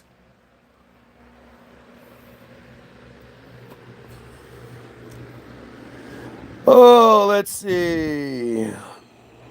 You lose. I lost? You really? Now you're even less than the bottom of the barrel because now I guess you're in some sort of competition? And you have to make up victories for yourself?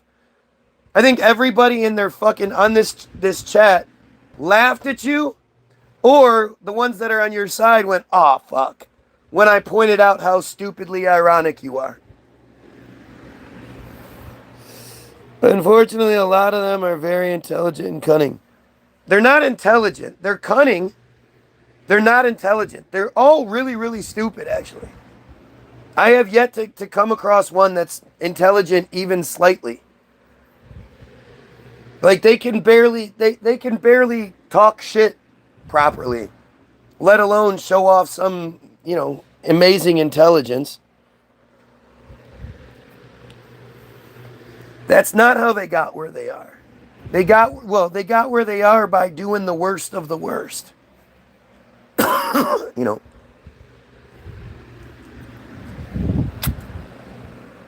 Writing the laws and making themselves untouchable, insulating themselves, while continuing to do the worst of the worst things.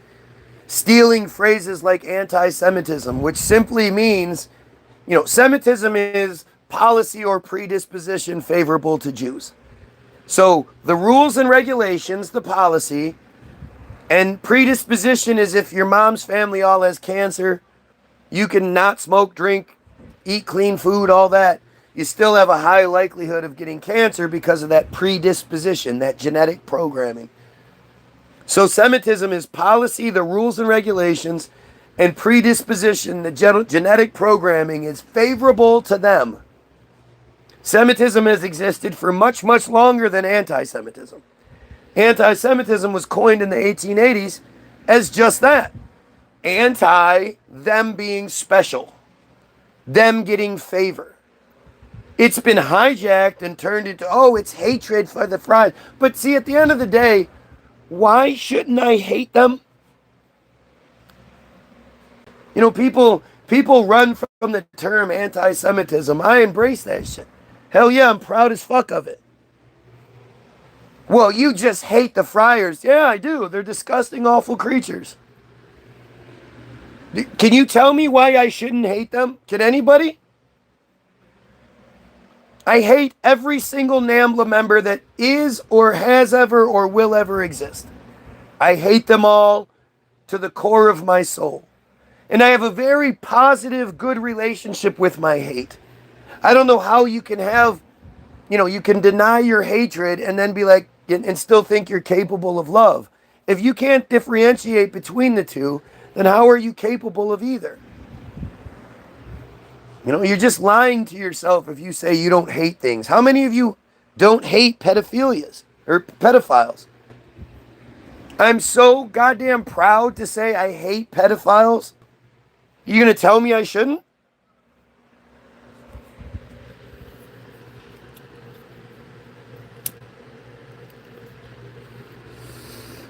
Oh yeah, very intelligent. Now you're pretending to label off people. You don't know those fucking people. You know what you've been presented with. And just because somebody can spit out regurgitate a bunch of shit doesn't make them intelligent. Just makes them good at regurgitation. Intelligence is individual thought, thinking for yourself despite what you're told you're allowed to think. That's where true intelligence comes from. And none of them fall into that category.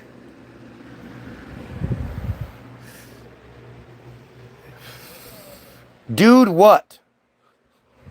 Yeah, dude, what? Because we're having a conversation here.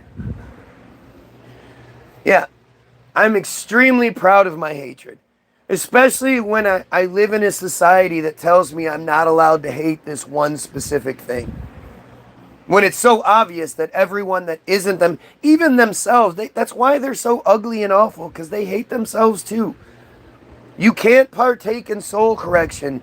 You can't partake in Talmud shit. You can't partake in Brit Milah. You can't partake in these things and not be sort of disgusted with yourself. You really deny Albert Einstein was a genius. Albert Einstein worked at a patent factory. Albert Einstein is a fucking character who couldn't even tie his own shoes. Yeah.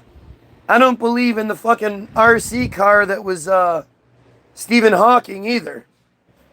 It's just an RC car they were driving around. Where's all that magical wheelchair for everyone else? All they have to do is he was catatonic by the time he died. There was no movement. So how was he still able to communicate with his magic chair? And why don't everybody have a chair like that? Society also says we can't hate trans or minority. Yeah, but trans or minorities don't earn the hatred. That doesn't work. And actually, society does tell you to hate trans and minorities. The you can't hate them thing is sort of a new thing that creeps up, but this is a very racist, homophobic society we live in, especially one that promotes Christianity over everything else, because Christianity is hatred. It's fucking hatred. It's stupidity.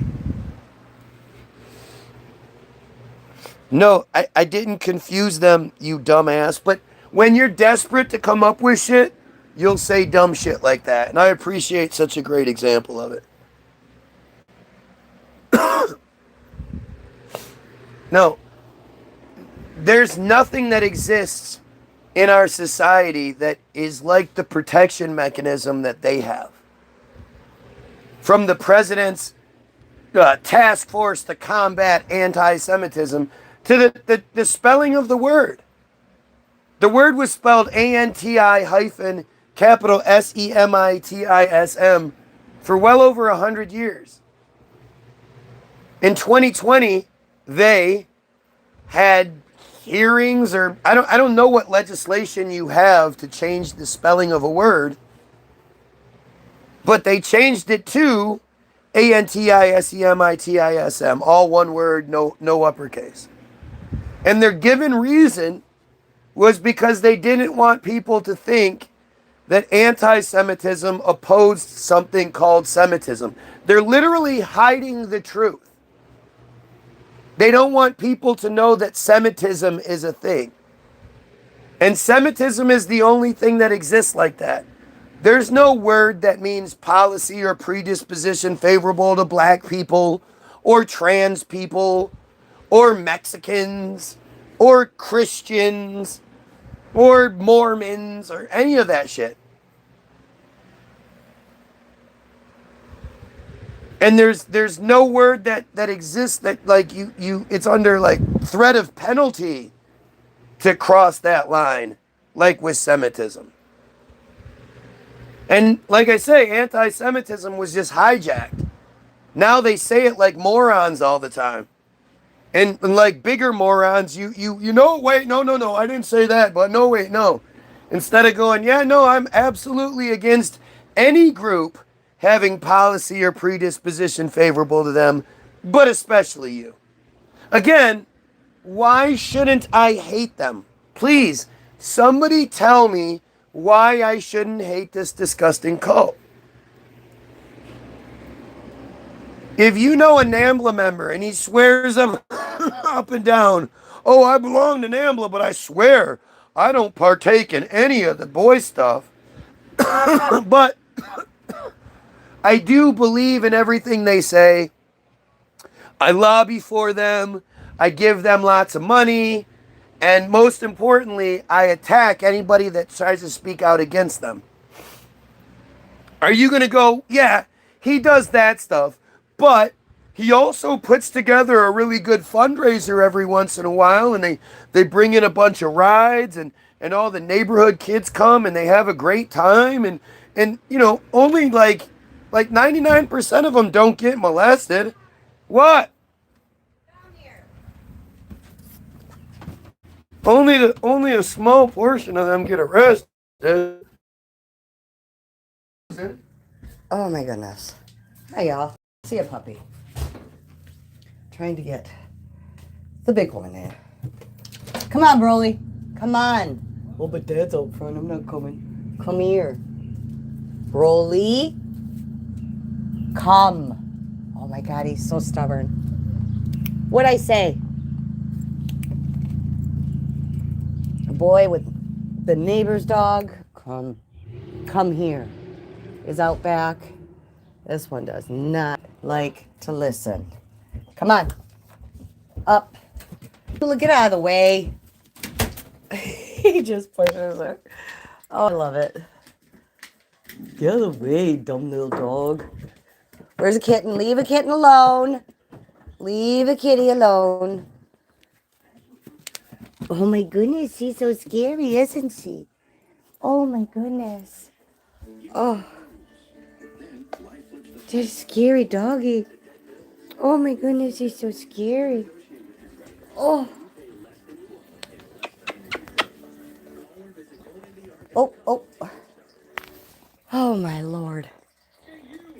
It's a damn zoo here. Be nice. Tula, be nice to her or to him. I don't even know what the hell I have anymore.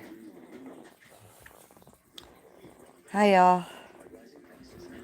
Oh, and there's a puppy in the lap. Oh my goodness. Oh, Oh, made the kitty spit. Okay. We don't scare the kitty. No. Spaghetti's like, I'm out of here. That's a big, scary dog. Oh, but he's so curious, and he does like her. He just doesn't want her all in his business. Oh, yeah, haha. Sure am. If I was his mama, I'd be whooping his ass. I'm your mom. Oh, nice. Yeah. He would have done got his ass whooped if I was his mama. He would have learned today.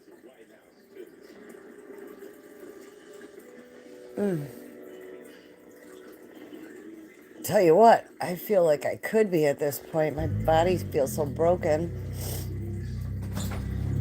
Ugh. As he's wincing as he walks in the door.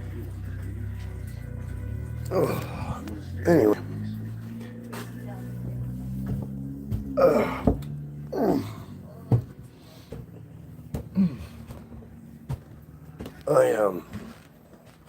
Yeah, I'm done anyway. So, you have yourselves a great fucking day. Go check out all the links in the description. You know the spiel.